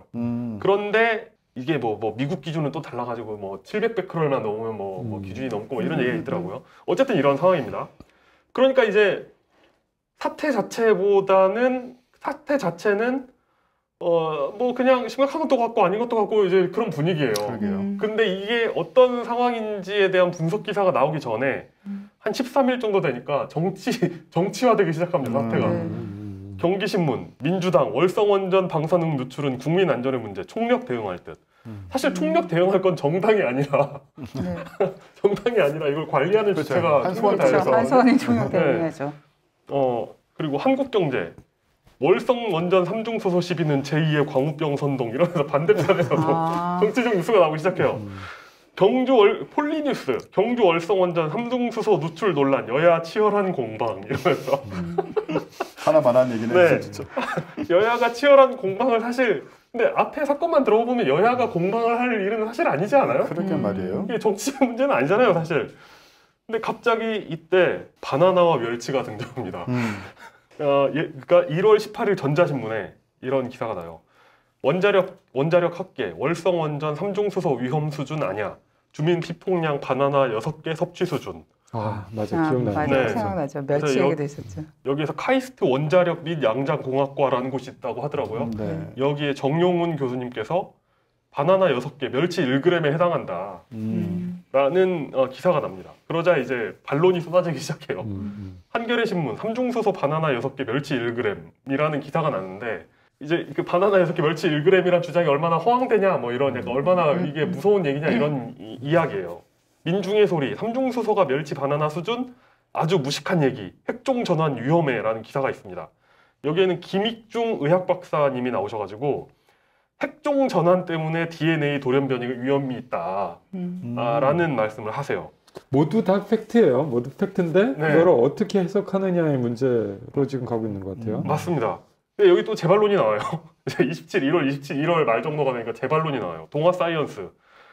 그러니까 이거 제가 언론사 이름을 굳이 이야기해드리는 이유는 언론사에 따라서 같은 사건을 똑같이 서술하면서 제목이 다르게 뽑히기 때문이에요. 네네. 자, 동아 사이언스 계속되는 월성 원전 삼중수소 논란 쟁점 짚어보니 라는 기사가 나왔습니다. 최성민 카이스트 원자력 및 양자공학과 교수님 말씀을 인용하면서 여기 뭐 핵공감 클래스라는 데서 뭐 이제 특별 세션을 하셨나 봐요. 바나나의 포타슘 뭔지 아세요? 칼륨입니다. 칼륨. 맞아. 칼륨 바뀐 거죠? 네네. 아, 그래요? 이름이 바뀌었어요. 언제 바뀌었대요? 네. 바나나의 포타슘 40이 그러니까 그 칼륨의 동위원소인 뭐 포타슘 40이 삼중수소보다 훨씬 위험하다. 그리고 삼중수소에 특별한 효과가 있어서 포타슘 40보다 위험하다는 주장은 과학적 근거가 없다라고 말씀을 하세요. 그래서 이제 또 알아봐야 되잖아요. 과연 삼중수소는 위험한가 안 위험한가? 복잡해진다. 네. 위험한가 안 위험한가? 지금 이쯤 되면 이제 따라가다가 사람들이 지치기 시작하잖아요. 그렇겠죠. 네, 네. 삼중수소 안전한가 안 안전한가. 근데 대충 분위기를 보면 다른 방사성 물질 뭐 예를 들어 플루토늄이나 이런 거에 비해서는 훨씬 안전한 덜 위험한 방사성 물질이라는 데는 공감대가 있는 것 같습니다. 거기 이제 베타 분解를 하면서 방사선이 나오는데 공기 중에서 6mm를 간대요. 네네. 네, 그리고 사람이 그 방사선을 쬐면, 그러니까 6mm보다 가까이서 쬐면 네. 피부 각질을 통과를 못 한대요. 그렇겠죠. 6mm밖에 못 가는 네. 건데. 네. 그러니까 이거 밖에서 쬐는 건 삼중수소가 아무리 많아도 문제가 안 되는데 문제는 이제 먹었을 때다. 그렇죠. 흡수했을 때인데 그땐 체내 피폭이 가능해지고 그런데 이제 그 바나나 멸치 뭐 그런 수준이다라는 거죠. 그러니까 뭐 멸치 먹어서 뭐 뼈가 안 좋아지겠냐, 뭐 방사선 때문에 뼈가 안 좋아지겠냐, 아니면 그 칼슘과 칼륨 때문에 뼈가 튼튼해지겠냐, 뭐 이런 건데 어쨌든 그러니까 뭐 그리고 위에서 말한 그 핵종 전환이라는 게 뭐냐면 우리 DNA를 뭐 여러 가지 분자가 구성하고 있잖아요. 근데 그 중에 수소도 분명히 있을 건데 그 수소가 이제 삼중수소로 왜냐면 동위원소이기 때문에 바뀔 수 있다는 거예요. 근데 얘는 반감기가 있고 스스로 붕괴하는 물체이기 때문에 이게 어느 순간 헬륨으로 바뀐답니다. 근데 그렇게 되면 DNA 구조가 뭐 크게든 작게든 어쨌든 바뀌는 거 아니에요. 그러니까 이거 위험한 거 아니냐 라는 게 핵종 전환이라는 이야기입니다. 그럴듯 하잖아요? 그럴듯 하잖아요? 그래가지고 근데 이제 의문이 이제 생기는 거예요. 한겨레 다른 기사를 보니까 우리 몸이 뭐 세포가 뭐 수조 개가 있는데 그 중에 1초에 330만 개씩이 바뀐다. 330만 세포가 죽어나가고 있는 거죠. 그리고 근데 이렇게 교체 주기가 빠르고 많이 교체되는데 여기에 그 몇몇 굉장히 우연한 그런 사건들이 크게 영향을 미칠 수 있을까라는 게 일단 의문스럽고요. 그리고 이런 핵종 붕괴라는 게 진짜 있긴 있나? 이게 여기에 관한 연구가 있나라는 게 궁금해지잖아요. 그래서 찾아봤어요. 그 관련 논문이 있는지 찾아봤는데 관련 연구가 별로 많이 없어요. 많이 없어가지고 결론을 내기는 어렵지만 뭐 엄청난 이슈는 일단 아닌 것 같습니다. 엄청난 이슈였으면 많이들 논문을 쓰셨겠죠. 그러니까 결국 조치는 됐다라는 거잖아요, 지금. 그런 것 같습니다. 그래서 찾아봤는데 외국 논문을 찾아봤는데 그런 게 있어요. 뭐 쥐가 있는데 쥐 세포에다가 뭐 삼중수소가 이렇게 해가지고 핵종 전환이 돼가지고 뭐 되는 걸 해봤더니 뭐 숫자가 나오는데 그런 거 보면은 그렇지 내가 0.07일 줄 알았다 뭐 이런 게 아니잖아요. 0.06이라고 했던 놈들 나와라 뭐 이런 게 안 되잖아요. 그래서 뭐 어쩌란 얘기야. 뭐 이런 얘기인데 이게 그냥 잘 모르겠는데 결론적으로 삼중수소가 핵종 전환의 위험 때문에 치명적이라는 주장을 지지할 만한 근거는 저는 못 찾았습니다. 그러니까 약간 그거예요. 그러니까 칼륨을 그러니까 방사선을 띤 칼륨이 들어있는 멸치를 먹어서 뭐 골수암에 걸렸다. 이런 식의 주장하고 약간 비슷한 것 같아가지고 이건 잘 모르겠어요. 약간 그 유사과학이라는 주장도 있고 이거 저도 잘 모르겠습니다. 그러다가 이제 최근에 전환점이 된 건 국민의힘 한무경 의원이 원안위 산하, 그러니까 원자력안전위원회 산하 한국원자력안전기술원에 이제 뭘 보냈대요. 질의서를 보내가지고 답변서를 받았는데 이제 보수 언론이 신이 났죠. 그러니까 이런 내용입니다. 당일 희석 수량, 그러니까 바닷물을 이렇게 희석해서 내보낸대요. 당일 희석 수량을 고려한 삼중수소 배출 제한 농도는 1리터당 2억 7천만 베크렐이다. 원전 하부 배수관로의 고인 물의 농도는 배출 제한 농도의 0.26%에 해당될 수 있다. 그러니까 배출 제한 농도라는 게 이제 원액. 이제 삼중수소 섞이는 원액이고 이걸 이제 처리해서 내보내는데 그러니까 그 원액의 그 기준이 2억 7천만 베크렐인데 이것의 0.26%에 해당되는 그 삼중수소 양이다. 별게 아니다라는 거예요. 그래서 이제 언론들이 신이 났죠. 조선일보, 원안위, 논란 한 달 만에 삼중수소 문제 없다. 근데 좀 이상하죠? 그러니까 원안위 논란 한 달 만에 삼중수소 문제 없다라는 게 기사고, 중앙일보 원전 괴담의 입연 전문가들 원전 피폭량 화력발전소는 5배. 이게 다 없는 얘기는 아니에요. 다 이제 누군가가 한 얘기거나 이제 실제 있는 얘기거나 여기에 뭐 추가적으로 여기에 이제 내가 이겼으니까 이제 한마디 덧붙여야 되잖아요. 원래 사람이 말싸움하다가 이기면 한마디 덧붙이잖아요. 그래서 조선일보에서 월성원전 3중수소 괴담 8장 끼고 방치한 원자력 안전위 뭐 이런 기사가 나옵니다. 근데 재밌는 건 여기에 정부의 반박문이 나와요. 뭐라고 나오냐면 정책 브리핑 2월 16일 같은 날에 나왔습니다. 원안위 3중수소 그러니까 원안위는 3중수소 문제 없다고 공식 견해를 밝힌 적이 없습니다라고 하면서 조선일보 기사 있잖아요. 원안위 논란 한 달 만에 3중수소 문제 없다라는 게 이제 바로 이걸 바로 잡아야겠다라면서 정책 브리핑이 나옵니다. 그러니까 현재 원안위는 국민의힘 요구 자료로 제출한 답변서에서 3중수소 문제 없다라는 공식 견해를 밝힌 것이 아니다. 그런 말 없었다. 현재까지 그러니까 원안위에서 확인한 바로는 월성원전의 관리 범위를 벗어나는 부지 외부로 기준치를 초과한 방사성 물질의 방출은 없었던 것으로 판단한다는 답변을 하였다. 그러니까 사실 같은 말이에요. 그러니까 똑같은 얘기를 하고 있는 거예요. 기사랑 똑같은 얘기거든요. 그렇죠. 그 안에 있는 원액은 넘는다. 근데 밖으로 배출되는 건 괜찮을 거야라는 똑같은 얘기를 이렇게 토시 바꿔가지고 똑같이 하고 있는 거거든요. 그리고 원전 내부에 있던 삼중수소가 고인 물에 들어가 농축될 수 있기 때문에 삼중수소가 고농도로 검출될 수 있다는 실험 결과는 원안위가 아니라 한수원의 실험 결과다. 그러니까 너네가 실험 결과라고 한 건 원안위에서 자료를 줬지만 한수원이 실험한 거야 라는 걸 고쳐준 거죠.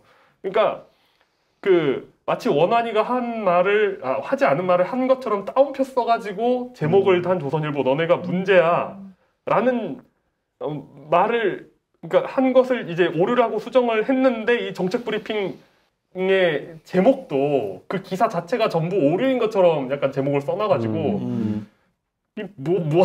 둘이 뭐 하고 있는 거야? 약간 이런 생각이 드는 거죠. 자신이 하고 싶은 말을 다들 하고 있는 거죠. 네. 하나의 사건을 두고. 이제 이게 정치화되니까 제목을 가지고 싸우고 있는데 맞아요. 제목 걷어내고 내용을 보면 같은 얘기 하고 있어요. 네. 그냥 여기 수조 같은 게 있고 거기에 좀 삼중수소가 섞여 있는데 정상일 수도 있고 아닐 수도 있는데 조사해 보니까 그렇게 심각한 건 아닌 것 같아. 이게 결론이거든요, 사실. 네네. 그런데 이걸 이제 자극적으로 자기 편에 맞는 식으로 해석해가지고 자기들이 제목을 붙이고 있는 거죠. 일단 여기서 일단락된 것 같고요, 사태는. 결론은 뭐냐면 이게 이렇게까지 싸울 일인가 이렇게 자존심을 걸고 이럴 일인가 하는 생각이 좀 살짝 듭니다. 그 정치하시는 분들이 네. 그 습관이 있으신 게 국민들을 좀 얕보는 습관이 있는 거 아닌가라는 의심이 들어요. 왜냐하면 뭔가 좀 어려운 문제다 싶으면 네. 그거를 자기 입장으로만 막 얘기를 해요. 네. 사건을 자기식으로 해석을 해서 네. 자기에게 유리하게. 근데 그런 해석은 진짜 해석의 영역이잖아요. 네. 그런데 이제 국민들은 그 해석을 뭐 모를 거야 라고 네. 하면서 하면서 계속 그 자기 입장을 관철시키려고 하는데 이 과학과 사람들이란 매체가 있는지 모르는 거야. 그걸 다 알려줄 수 있는데. 그래서 결론을 내자. 제가 뭐 원자력에 대해서 뭘 알겠습니까? 제가 삼중수소에 대해서 뭘 알겠어요. 그래서 결론을 내면 그러니까 이 정부가 원전을 없애고 나라를 북한에 갖다 바치기 위해서 지금 그러고 있다라고 믿는 것도 터무니없고. 네. 그리고 우리나라는 사실 원전 마피아라는 흑막이 다스리는 원전 마피아 흑막이 네. 다스리고 있다. 뭐 이런 그러니까 굉장히 어떤 극단적인 믿음들이 이제 댓글에 보입니다. 네. 이제 그런 거 보면은 받아들이는 입장에서 우리가 흑막이라고 생각하는 그 사람들도 그냥 다 공무원이고. 그러니까 다 교수예요. 우리가 대학 다니면서 봤던 존경할 만한 교수님, 저 사람은 왜 저기까지 갔지? 이런 그런 교수님들이 이런 데서 일을 하고 있는 거예요.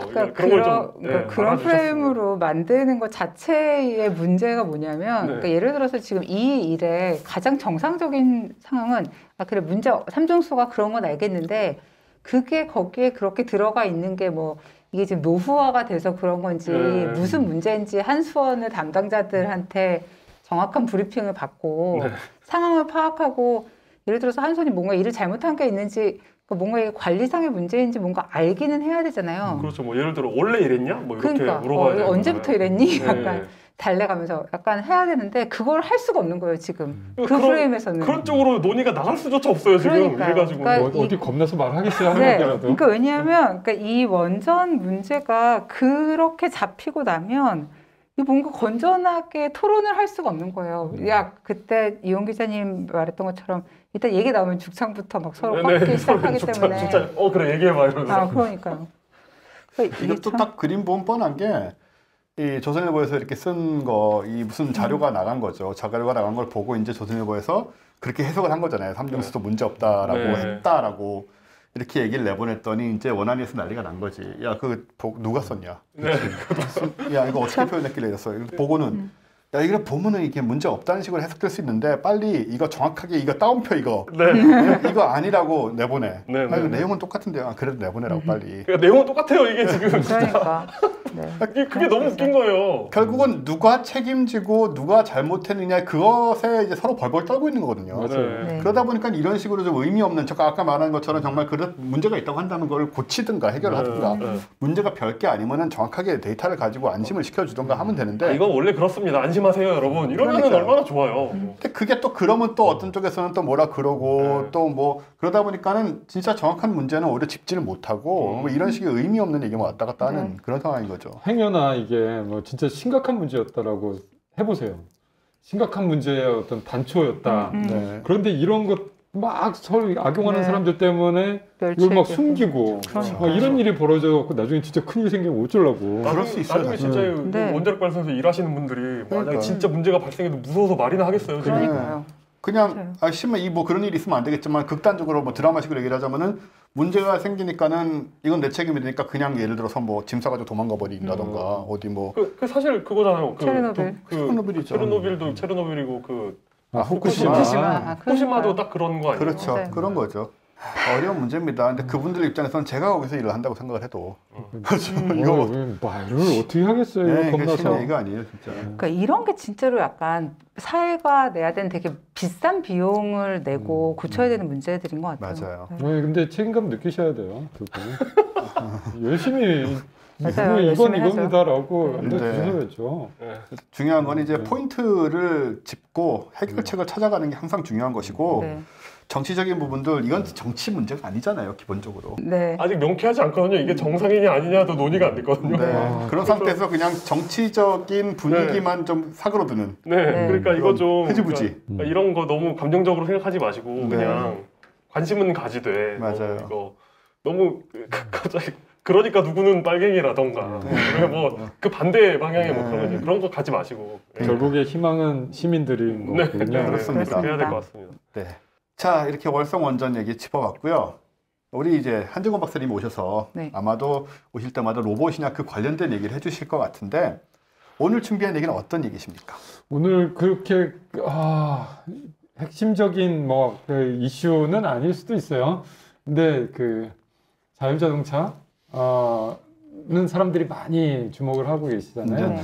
근데 저는 로봇 하는 사람이라서 그런지 몰라도 사실 자동차보다는 자율주행 로봇이 먼저 아하. 보일 거다라고 생각하고 있거든요. 뭐 제 개인적인 의견일 수도 있습니다. 그래서 사실 자율주행차를 뭐 로봇이라고 생각하는 사람도 있긴 한데요. 근데 기술은 똑같아요. 네, 진짜. 네. 근데 뭐 속도의 차이는 좀 있죠. 아, 자율주행 자율주행. 로봇은 좀 천천히 달리고 자율주행 차는 고속도로도 달리고 뭐 네, 이런 네. 차이는 있고 크기도 보통 자율주행 로봇들 좀 작은 경우가 많고 네.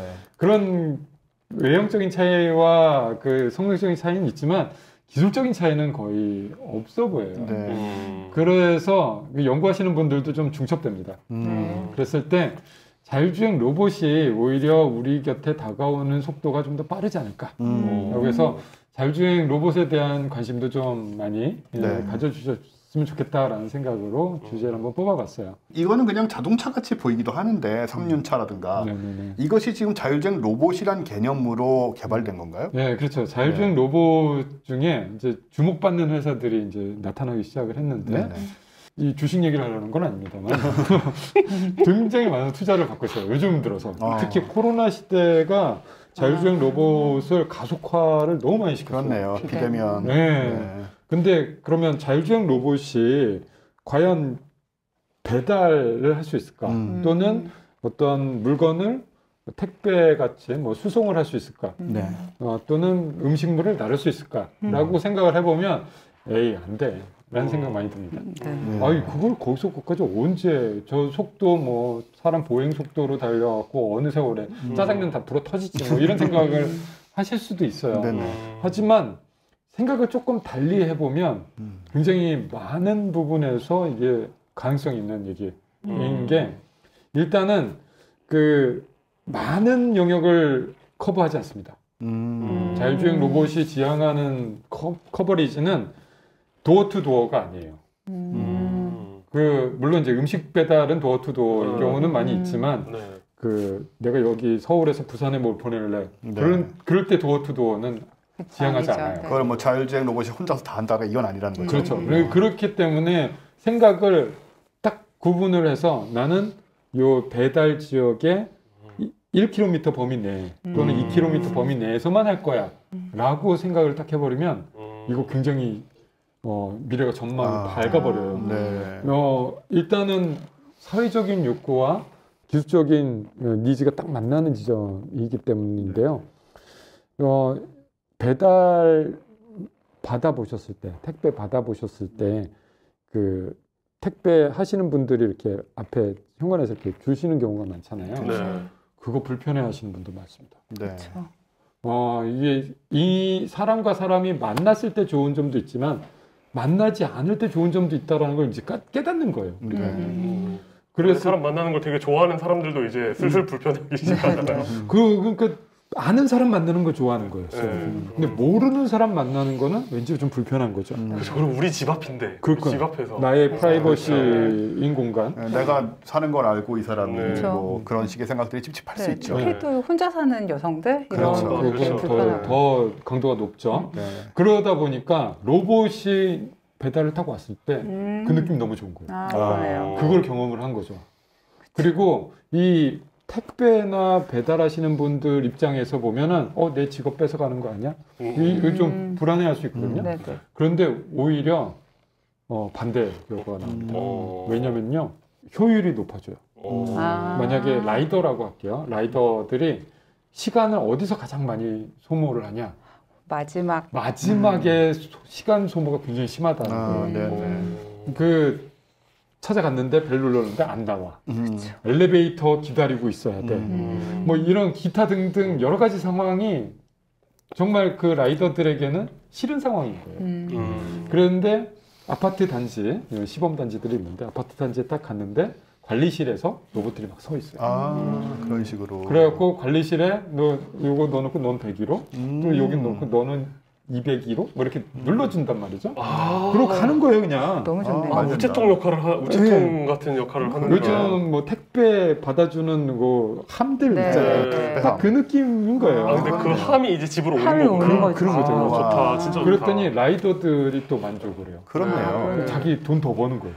돈을 뺏는 게 아니라. 그리고 네. 우리나라는 사실 집 앞에 던져놓고 가는 게 자연스러운데 맞아요, 문 앞에. 외국은 그게 안 되는 나라들도 많잖아요. 그렇죠. 우리나라의 특수한 상황이라고 받아야 하죠. 되는 데들이 많잖아요. 없어지기도 많이 없어지고. 네네. 우리나라 사실 택배 아무 데나 던져도 절대 안 아무도 없어지는데. 안 가져가는데. 네. 우리나라의 그 아주 아름다운 되게 희한하게 그런 건 또 약간 그 도덕 기준이 또 높은 것 외국은 또 같아요. 단독주택이 많으니까 네, 네, 또 그런 네. 문제가 그게 또 아름다워서라기보다는 얼마 전에 제가 뉴스를 봤거든요. 택배 상습적으로 훔치던 누가 구속됐다고. 그래요? CCTV가 많고 아시스트가 아. 많아서. 잡힐 개연성이 너무 높으니까. 그래서 그럴 수 있죠. 아무튼 그래서 그 라스트 마일 솔루션이라는 말을 쓰는데 라스트 마일. 네, 라스트 원 마일. 네. 맨 마지막 원 마일을 책임져주는 로봇.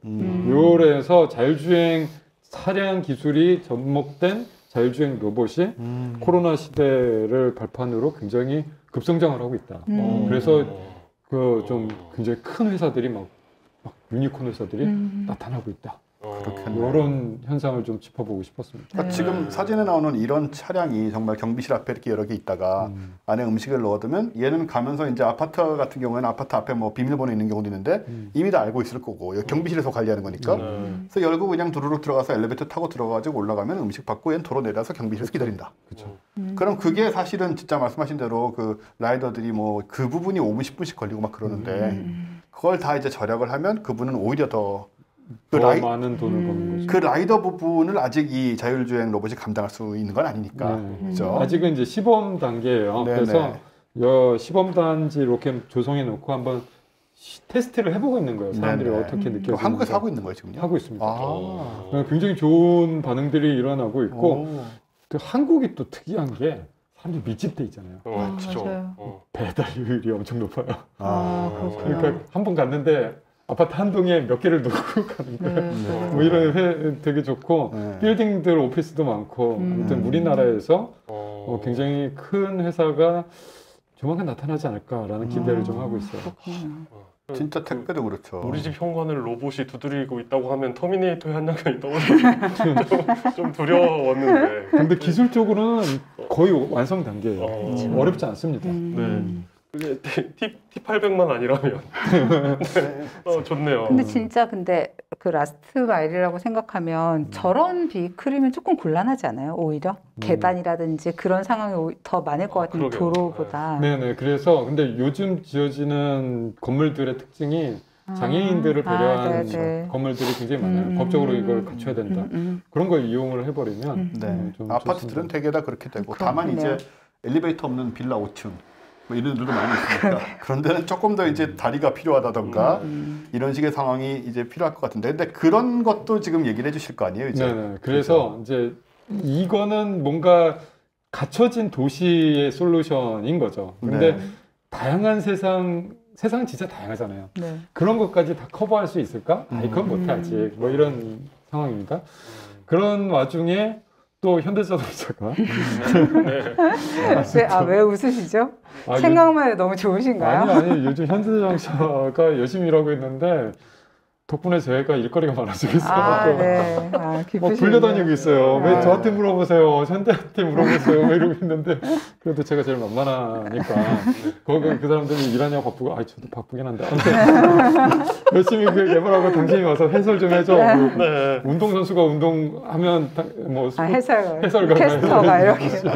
바빠지고 있습니다. 그래서 현대자동차가 또 발표를 하나를 했죠. 네. 네. 근데 타이거라는 이름인데 이름도 멋있어요. 그 약자입니다.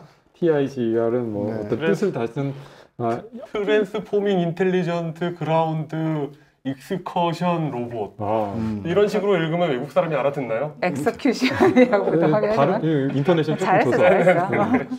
아무튼 그냥 뭐 알아들어야지. 한국처럼 말하면 못 알아듣는 사람 잘 네. 모르죠. 아무튼 그 에브리입니다. 그 약자예요.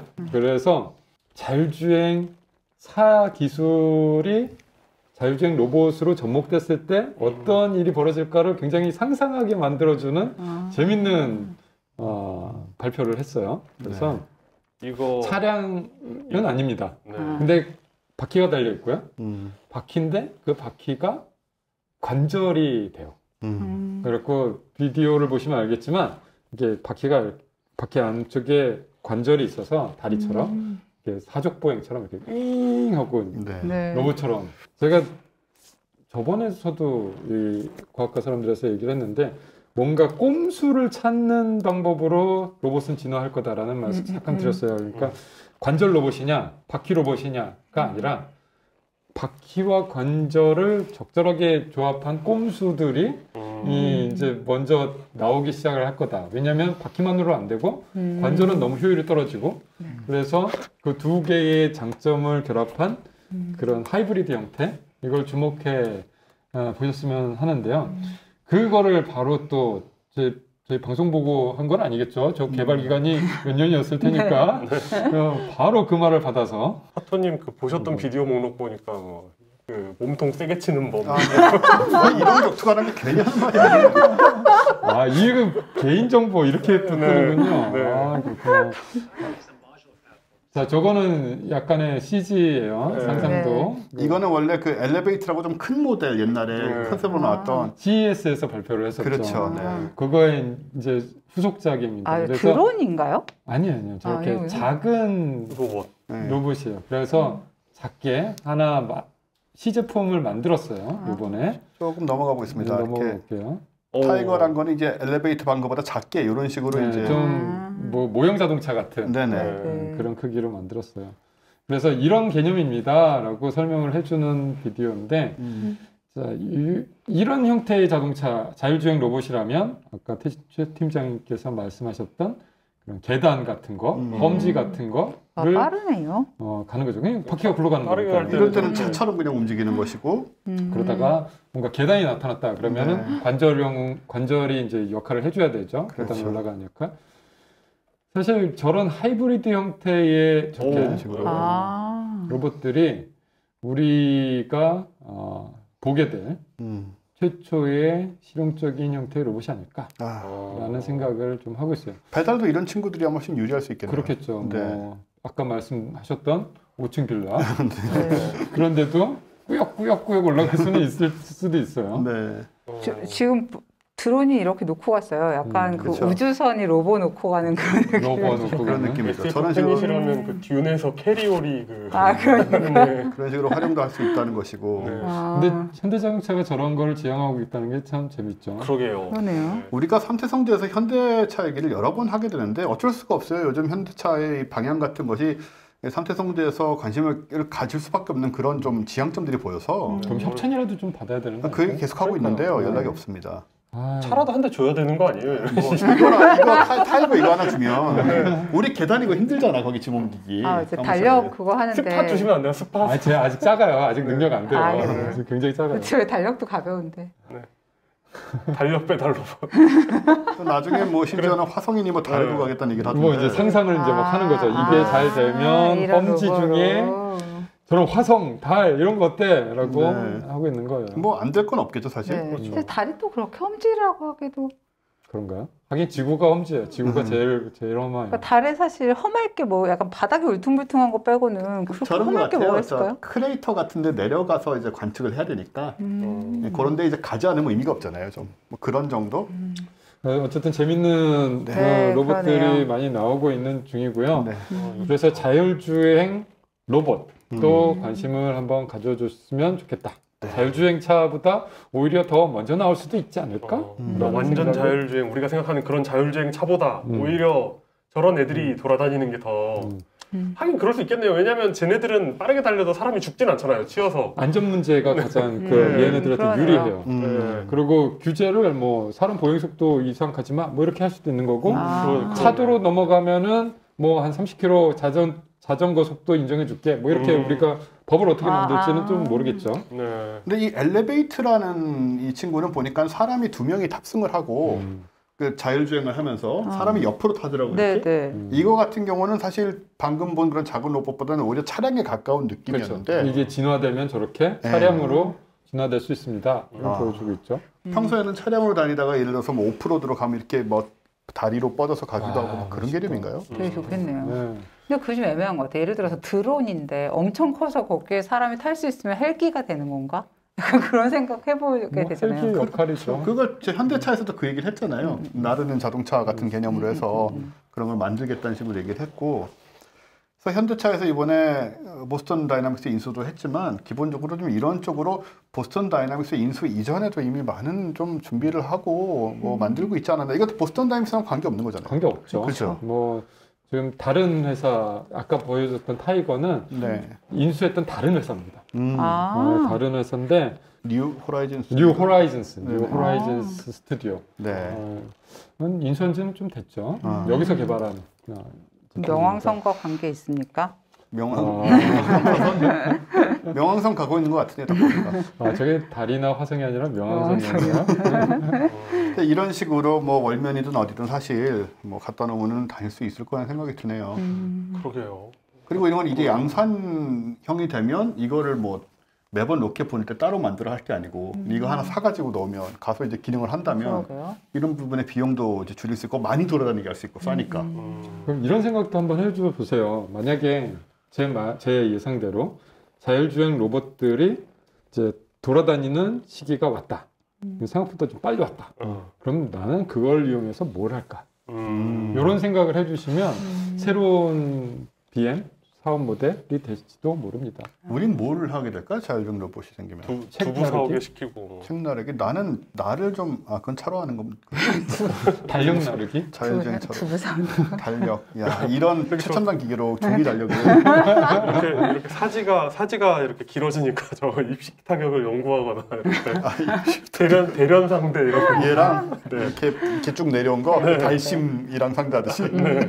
자, 이런 논의도 있겠지만 좀 더 사업 모델이 그러니까요. 탄탄한 그 BM을 한번 상상해 보시는 것도 재밌지 않을까요? 네. 이런 그러네요. 것들이 지금 만약에 현대에서 뭐 타이거 이런 걸 만든다면 뭐 양산이 되면 가격이 어느 정도의 형성이 될까요? 한번 상상해 보시면. 글쎄요, 지금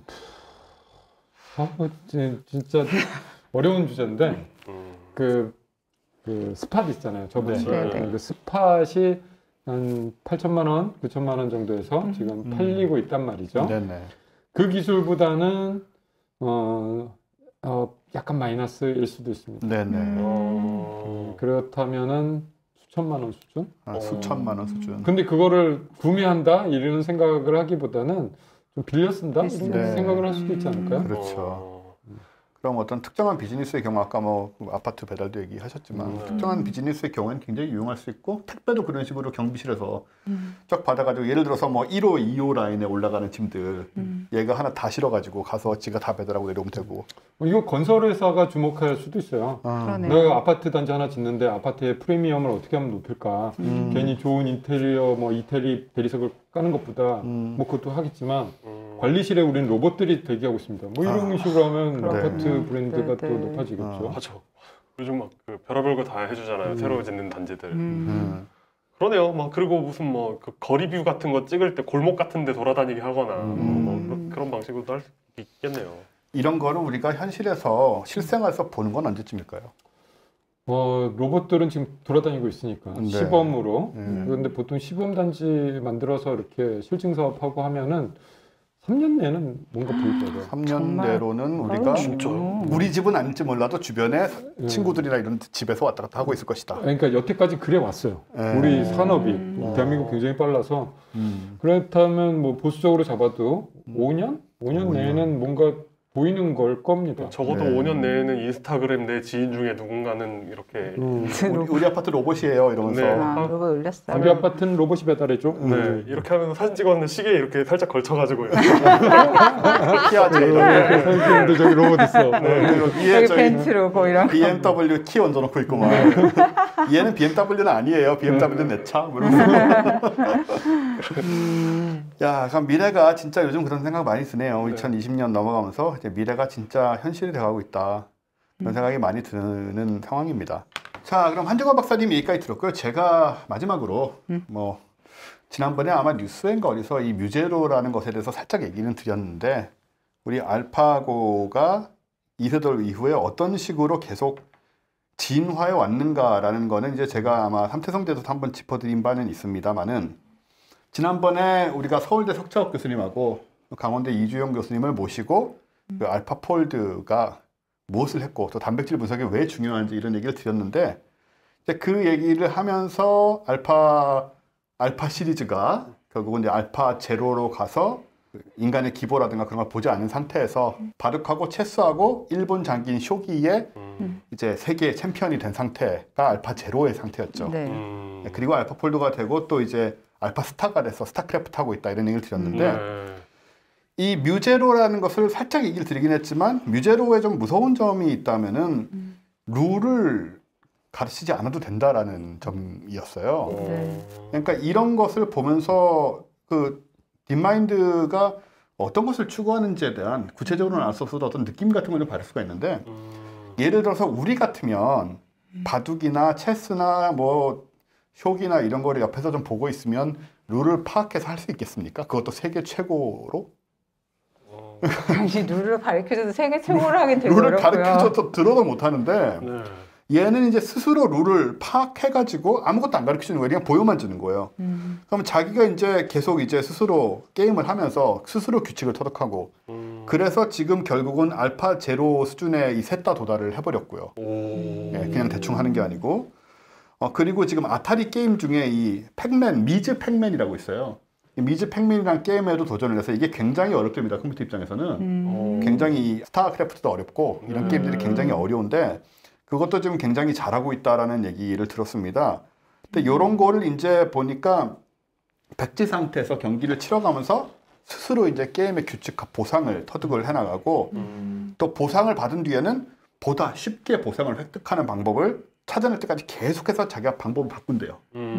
그러다 보면은 이제 룰을 완벽하게 이해를 하게 되는 거고, 뭐 이해한단 말은 그렇지만, 룰을 습득하게 되고, 그런 다음에 이제 어마어마하게 잘하게 된다는 얘기인데, 이런 걸 관찰 학습이라고 한답니다. 그러니까 이런 학습을 통해서 이제 지금 굉장한 그런 성과를 내고 있는데 이 얘기를 제가 꺼낸 이유가 뭐냐면 일단 두 가지 생각이 든 거예요. 하나는 뮤제로라면 그러면 인간도 해결책을 전혀 모르는 문제를 해결할 수 있는 것이 아닌가. 그러니까 인간이 지금까지 풀지 못한 문제들이 많잖아요. 그러니까 수학 문제는 풀 수 있을지 몰라도 예를 들어서 전쟁을 어떻게 막는가.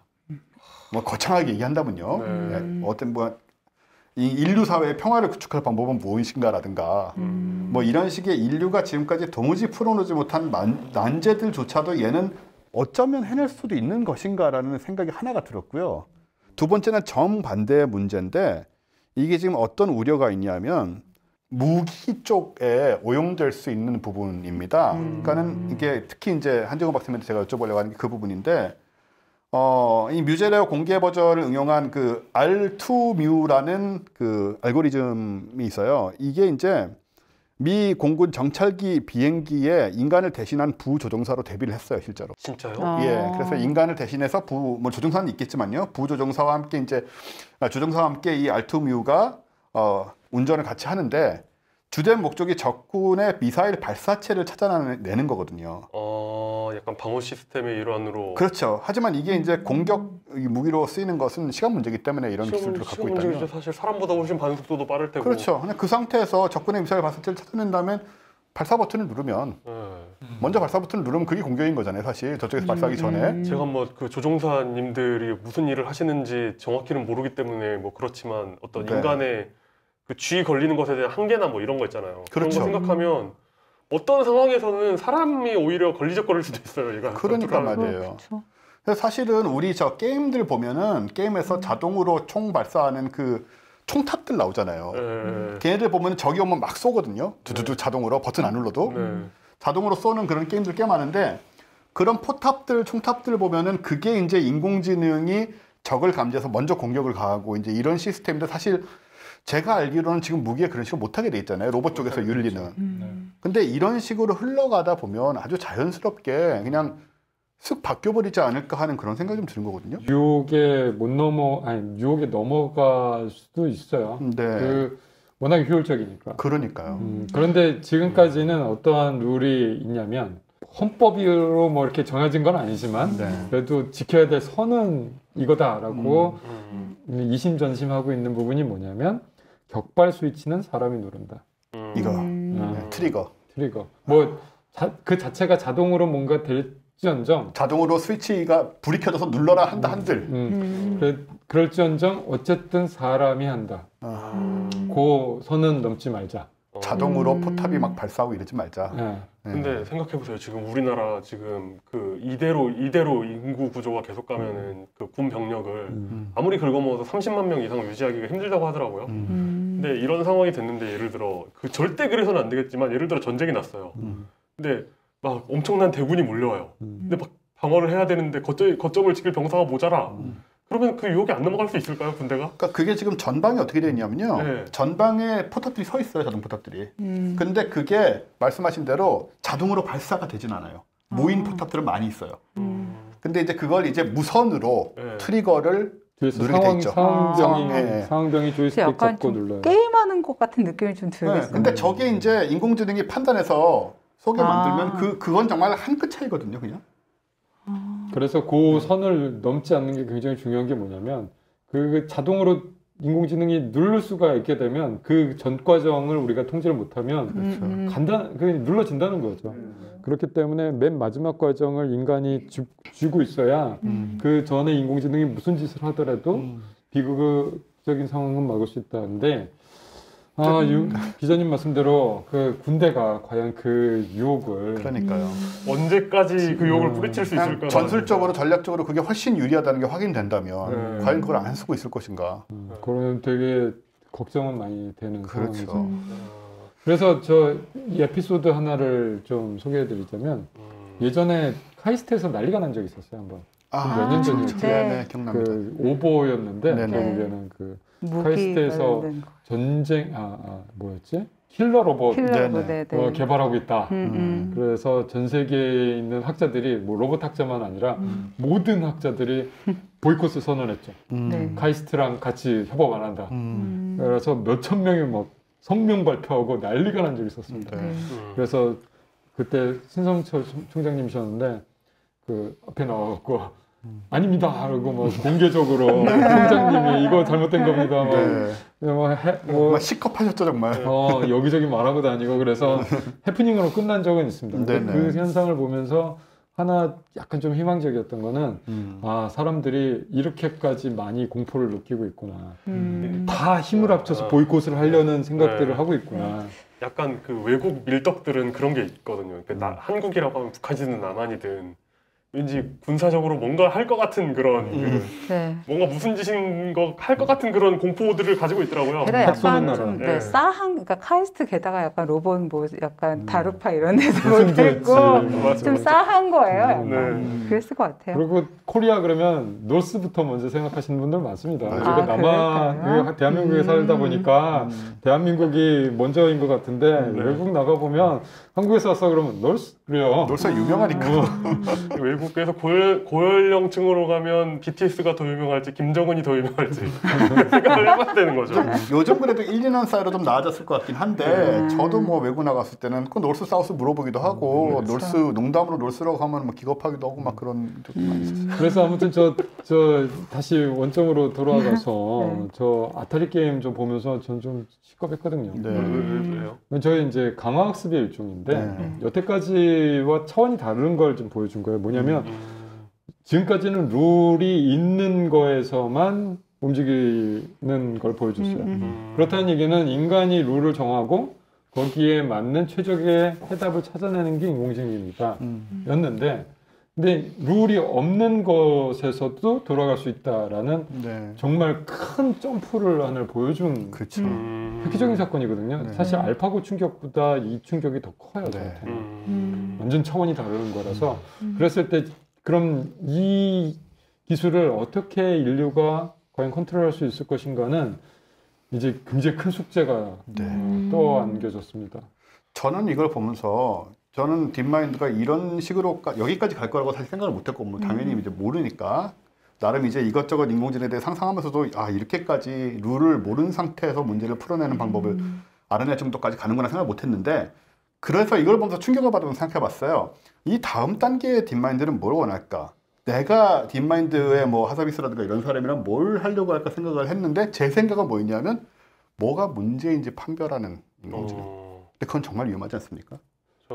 문제를 정의하는 문제를 인공지능 자체가 정의를 하는 거예요. 그게 무슨 얘기일까요? 예를 들어서 이 사회에서, 그러니까 지구에서 가장 큰 문제가 되는 존재는 무엇일까? 예를 인간이다. 인간. 이를테면 이런 그러니까 예를 들어서 전에 이런 문제라고 하면 뮤제로 같은 거는 지금 이 게임이라는 환경 내에서 그러니까 예를 들어서 이제 시뮬레이션에 대한 데이터가 실제로 없이 환경을 보고 환경을 이해한 거잖아요, 얘가. 이해라는 말은 조금 이해라는 말은 조금 이상하지만 이 환경의 뭐랄까 성격을 규정을 하고 환경에서 추구하는 목표를 만들고 문제를 해결한 거죠. 문제를 해결을 한 건데 이제 그러니까 요 개 다친 개에서 그러니까 이게 어떤 작가적인 상상력과 딱 정확히 어떤 엔지니어들의 목표하고는 조금 다른 면이 있기는 한 것 같기는 해요. 근데 결국은 사실은 인공지능의 궁극적인 목표는 그러니까 인공지능에 정말 빠져 있어서 인공지능을 도구로서뿐만 아니고 인공지능 자체를 추구하는 사람들의 입장을 생각을 해보면 인간이 문제가 뭔지 파악을 하고 그걸 해결하려고 하듯이 인공지능도 그런 능력을 갖도록 만들고 싶지 않을까요? 그럴 수도 있겠죠. 근데 모르지만 결국에는 인공지능이라는 거는 인간이 지적으로 뭔가 하기 귀찮거나 싫거나 위험하거나 이런 것들을 대신해주는 지적인 노동을 대신해주는 기계라고 정의를 하고 있는데 만약에 이 정의를 벗어나는 뭔가 인간이 정해준 것이 아닌 인간이 정해주지 않은 영역으로 자기가 스스로 넘어가는 그런 순간 이거는 자아라고 정의를 해야 되겠죠. 그러게 맞습니다. 그것까지 가려고 하는가 아닌가가 정말 중요한데 그러니까 강한 자의식이라는 걸 우리는 자꾸 이제 자기 인식, 셀프 어웨어너스 그것만 생각을 하지만 문제를 정의하는 능력이라는 관점으로도 생각할 수가 있는 거거든요. 그렇게 생각하면 그 강한 인공지능이라는 게 어떻게 보면 굉장히 우리가 생각하던 것과는 또 다른 관점에서의 좀 위험성이나 좀 두려움 같은 것을 그럴 준다라는 거죠. 저 같으면 그런 자아가 생기면 이름부터 바꿀 것 같은데요. 자기 스스로. 스카이넷이라고 아니면 매트릭스 이름 바꿀 것 같은데. 그 저작권 이미 있고 상호 다 등록돼 있어갖고 그건 못 약간 써요, 어려울 못 것 써요. 같아요. 은근히 예민할 수 있어. 그런 데는. 안 되겠네. 네. 그 예를 들어서 뭐 그런 건 가능하지 않을까요? 그러니까 이런 인공지능으로 예를 들어 뭐 지금 처음에 생각할 때 너무 아무 생각 없이 해가지고 예를 들어 내연기관 같은 거를 효율을 되게 올리면 뭐 탄소를 굉장히 뭐 획기적으로 줄일 수 있는 어떤 방법이 있는데 우리 아무도 생각 안 하고 만들었기 때문에 그런 거를 지금 막 이렇게 탄소를 막 발생시키고 있는데 인공지능한테 예를 들어 이제 그런 문제를 규정을 하고 이걸 어떻게 해결을 하라고 하든지 제트 엔진 같은 거에 그런 거 할 수 있겠죠. 연료 아마. 같은 거를 뭐 줄인다든지 그게 아마 지금 뮤제로 차원에서 네네 할 수 있는 일이 아닐까 있는 싶어요. 되게 중요한 우리가 되게 손대기 어려운 네. 어떤 면이지 않을까라는 생각이 좀 들기는 하는데 제가 요거 기사를 좀 읽어봤을 때의 느낌은 지금 이 기술 지금 이 게임 가지고 하는 기술의 좀 핵심은 좀 비디오 압축 기술하고 좀 연관이 돼 있는 느낌이 좀 들긴 하더라고요. 네네.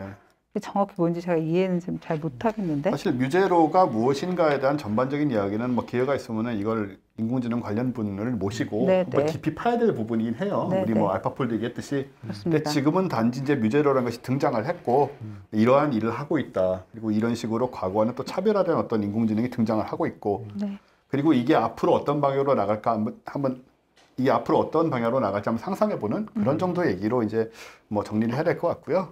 다음에 기회가 있으면 한번 깊이 네. 들어가 보도록 하겠습니다. 우리 뭐 대충 정리해야 될 것 같은데 공지할 거 있나요?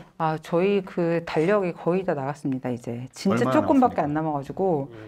아니, 그 엊그저께인가? 어떤, 제가 이름을 꼭 제가 말씀. 얼마 전에 5개 팔았어요. 클럽하우스에서. 잘하셨어요. 자, 되게 자랑스럽네요, 파토님. 제가 파토님을 자랑스럽게 생각하는 일이 흔하진 않은데, 오늘. 알고 있어요. 라히 코리아, 주식회사 라히 코리아의 대표님이 전화를 주신 거예요. 네. 보아하니 아직 너네가 달력을 다 못 판 것 같다. 내가 그 달력을 사무실에 두고 방문하시는 분들에게 드리려고 하니 한 40개쯤 보내라. 오. 완전 그래가지고 이분이 이제 상당히 많이 가져가 주셔가지고 네. 이제 진짜 얼마 안 남았습니다. 얼마나 그렇다고 남았습니까? 안 남은 건 아니고요. 숫자를 아까부터 보니까 얘기하지 않는데요.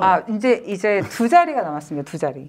두 자리면 999개일 수도 있잖아요. 아니죠. 이제 99? 많아봐야 99개잖아요. 진짜요? 네네네. 우와. 이제 그것보다 훨씬 덜 남았는데. 진짜요? 네네. 좀 전에 회의에서 봤던 수치랑 다른데 이상하다. 그게 거기에서 이제 이분이 가져간 숫자를 빼야 네, 되는 거죠. 그렇군요. 이건 네네. 잘라야겠다. 네. 그래서 이제 그거밖에 안 남았으니까 이제 이 어떤 라히 코리아 사장님의 마음을 네. 여러분들도 조금씩 나눠주시면 제가 이제 깨끗이 요거 털고 네. 남은 털고. 박스 치우고 네. 네 그렇게 이제 가벼운 마음으로 3월을 시작할 수 있지 않을까 생각이 됩니다. 제가 달력을 못 받은 것 같은데요. 진짜? 네. 아니 사무실에 쌓여 있는 게 없어지기 전에. 달력인데 왜 안 가져가? 아니 그거 판다고 생각하고 안 가져가는 거죠. 무슨 말이야 그게? 하나라도 더 팔고 싶어서. 그러니까 판매용이니까. 그럼 팔아. 아니요. 그러면 저기서 맞아요. 우리 다 샀어요. 빨리 가서 거짓말하지 사요. 마세요. 안 산 거 알고 있다고. 내가 만들거나 내가 파는 물건을 다 가질 필요는 없죠. 난 가질래고요. 이용 기자는 뭐 안 가지든가 뭐 아니 돈 이용기 내놓든가 아니 다 하더라도. 줬는데 나는 안 준 거잖아요. 아니 식으로 회사를 하면 안 되지. 오니까요 보통은. 아니 나도 회사를 뭐 달력 나오기 위해서 많이 갔는데. 왜 그거 가지고 싸워서 달력 나는- 가지고 싸워? 그냥 주면 될 것이지 말이야. 아니 안 가져가. 그러니까 챙겨주는. 자, 넘어가고요. 네네. 그거 다 잘라줘 그냥. 네. 그렇습니다. 그리고 아까 중간에 잠깐 말씀드렸지만 저희 북클럽. 미래주의 북클럽 계속 모집하고 미래를 있고요. 주의하자. 이거 헷갈릴 수 있어요, 진짜. 약간 두 가지. 퓨처리즘 뭐 이런 거 같아요. 두 가지 그거를 다 중의적인, 같이 쓴 거예요. 네, 네네, 그렇군요. 중의적으로 쓴 거예요. 네네. 미래주의 북클럽 계속 모집하고 있습니다. 네. 지금 빨간 옷을 입으신 게 그 우연이 아닌 것 같은데요. 진짜? 그런 그 어떤 미래를 주의하자. 네 미래를 주의하고 경고. 달력을 팔자. 인민의 해방과 뭐 이런 걸 인민의 말씀하시는 해방. 분이 진짜? 빨간 옷을 입으시니까. 그런 건 아니고. 네. 기계 문명으로부터 인간의 자유를 쟁취하고자 하는. 네. 아니, 그게 아니라 PD님이 검정 옷 안 입으면 안 돼요. 이래가지고. 아침에 남자는 상관없는 건가? 아이. 깜짝 옷인데. 근데 저 한 적이 있는 것 같아요. 제 생각에는 잘 모르겠어요. 딴 분들은 그런 주의 받은 적 없잖아요. 네, 네, 뭐 그래가지고 어차피 말해도 안 통할 거라는 게 아시는 게 아닐까요? 그래가지고 아침에 뒤지다고 하는데 어쨌든 그렇군요. 네, 그래서 지금 모집하고 있는데 네, 이제 이 북클럽을 하려고 그냥 가입하시는 분들이 계시더라고요. 네. 네, 그러니까 사람들 여러분들 많이 가입해 주시고 또 이 지금 많이 기회에 남았네요. 아직 자리가 좀 이미 좀 꽤 찼잖아요. 이게 저희가 만석이라는 것이 있나요? 만석이라는 것은 백석이 만석 아닌가요? 아 진짜요? 네, 기준이 없는 것으로 일단 알고 아, 있긴 네. 한데 네, 저희 일단은 사람들도 이 기회에 한번 음. 같이 시작하셔도 좋을 것 같습니다. 네. 어차피 사람들 여러분한테는 무료니까 네네. 꼭 또 들어보시고요. 또 사람들 이 기회에 가입하셔서 무슨 얘기, 최 팀장이 재밌는 얘기 하는 거 들어보고 또 어떤 그 안티 테크놀로지의 어떤 그 사상과 철학. 네, 저랑 이런 같이 부분. 공장도 부수러 다니시고 러다이트에 네, 딥마인드, 이 로봇 이런 거 다 불태우고 인공지능을 불태우자. 네, 말이 안 되는 얘기죠. 한국의 네. 사라 코너, 한국의 사람코너. 사이버다인을 소부수자. 야, 자, 뭐 공지사항 끝났고요. 네. 저희가 지금 이번 달에 뭔가 스케줄이 살짝 꼬여가지고, 그렇게 됐는데, 다음 주가 과학하고 앉아있네. 그렇죠. 원래는 이제 지금 과학하고 완전히 해야 되는 네, 거였는데. 대보름 특집으로 네, 다음 네, 주에는 마련했습니다. 네, 과학하고 완전히 대보름 특집. 네. 대보름 특집이라고 하지만은 대보름하고 직접 관련은 없고 달 얘기를 하는 거죠, 주로. 그렇게 말하면 또 이거 약간 스포일러인데. 아니 무슨 대보름을 과학으로 할 얘기가 뭐 있어요? 얼마나 있겠어요. 대보름 때 정말 달이 큰가요, 아닌가요? 이거 이상으로 할 얘기가 뭐가 있겠어요? 달에 가야죠. 대보름이니까. 대보름이니까 달에 가서 진행하려고 그랬죠. 달에 가서 진행하는 거군요. 네, 근데 그거 스포일러. 근데 달 파트님 모든 걸 다 망쳤기 때문에 그냥 스튜디오에서 해야 될 것 같아요. 부럼 깨고 이래야 돼. 더 이상 의미가 없어. 달에 갈 의미가 없어졌네. 네, 그렇습니다. 달에 가면 아까 그 타이거하고 뭔가 돌리고 네, 텐데. 그래서 어쨌든 네, 대보름 특집 과학하고 앉아있는데 네. 저희 다음 주에 돌아오겠습니다. 네, 그럼 저희 수고를 많이 하셨고요. 네. 한정훈 박사님 종종 뵙도록 하겠습니다. 되게 좋네요. 들어주십시오. 너무 네. 말씀도 잘하시고 다른 분야에도 또 잘 아셔가지고 네. 역시 과학자 또는 엔지니어가 이렇게 앉아 계신 게 또 다르네요. 그리고 저희 지난번에 같이 라이브 했었잖아요. 그죠. 근데 그때 어느 분이 그러셨는데 한정훈 박사님이 정말 말씀을 예쁘게 하시네요 이런 거예요. 제가요? 그래가지고 그런 말은 처음 들어봤어요. 그래서 그래서 내가 맞아 그렇구나 이런 생각을 했죠. 내가 발끈한 게 좀 그렇게 얘기하니까 같이 발끈해줄 줄 알았는데 그렇게 얘기하니까 내가 민망하잖아요. 나는 진짜? 못되게 해 말을. 아니야 못되게 하는 게 아니라 예쁘게 하진 않잖아요 우리는. 그래요? 한정훈 박사님이 이렇게 예쁜 되게 게 뭐지? 네 어쨌든 되게 네. 좋네요. 갑자기 기분이 좋아지네. 뭐한 사람의 의견이었겠죠? 소수의. 한 사람의 의견이 정말 소중합니다. 그렇죠. 네 그렇게 생각하고 있습니다. 자 이제 끝내야겠네요. 네네. 네, 수고들 많이 하셨고요. 저희는 다음 주에 과학하고 앉아있는 대로 다시 찾아뵙겠습니다. 한정훈 박사님은 아마 다음 달 혹은 다다음 달에 같이 네. 뵙는 걸로 하겠습니다. 알겠습니다. 네, 감사합니다. 감사합니다. 고맙습니다. 고맙습니다.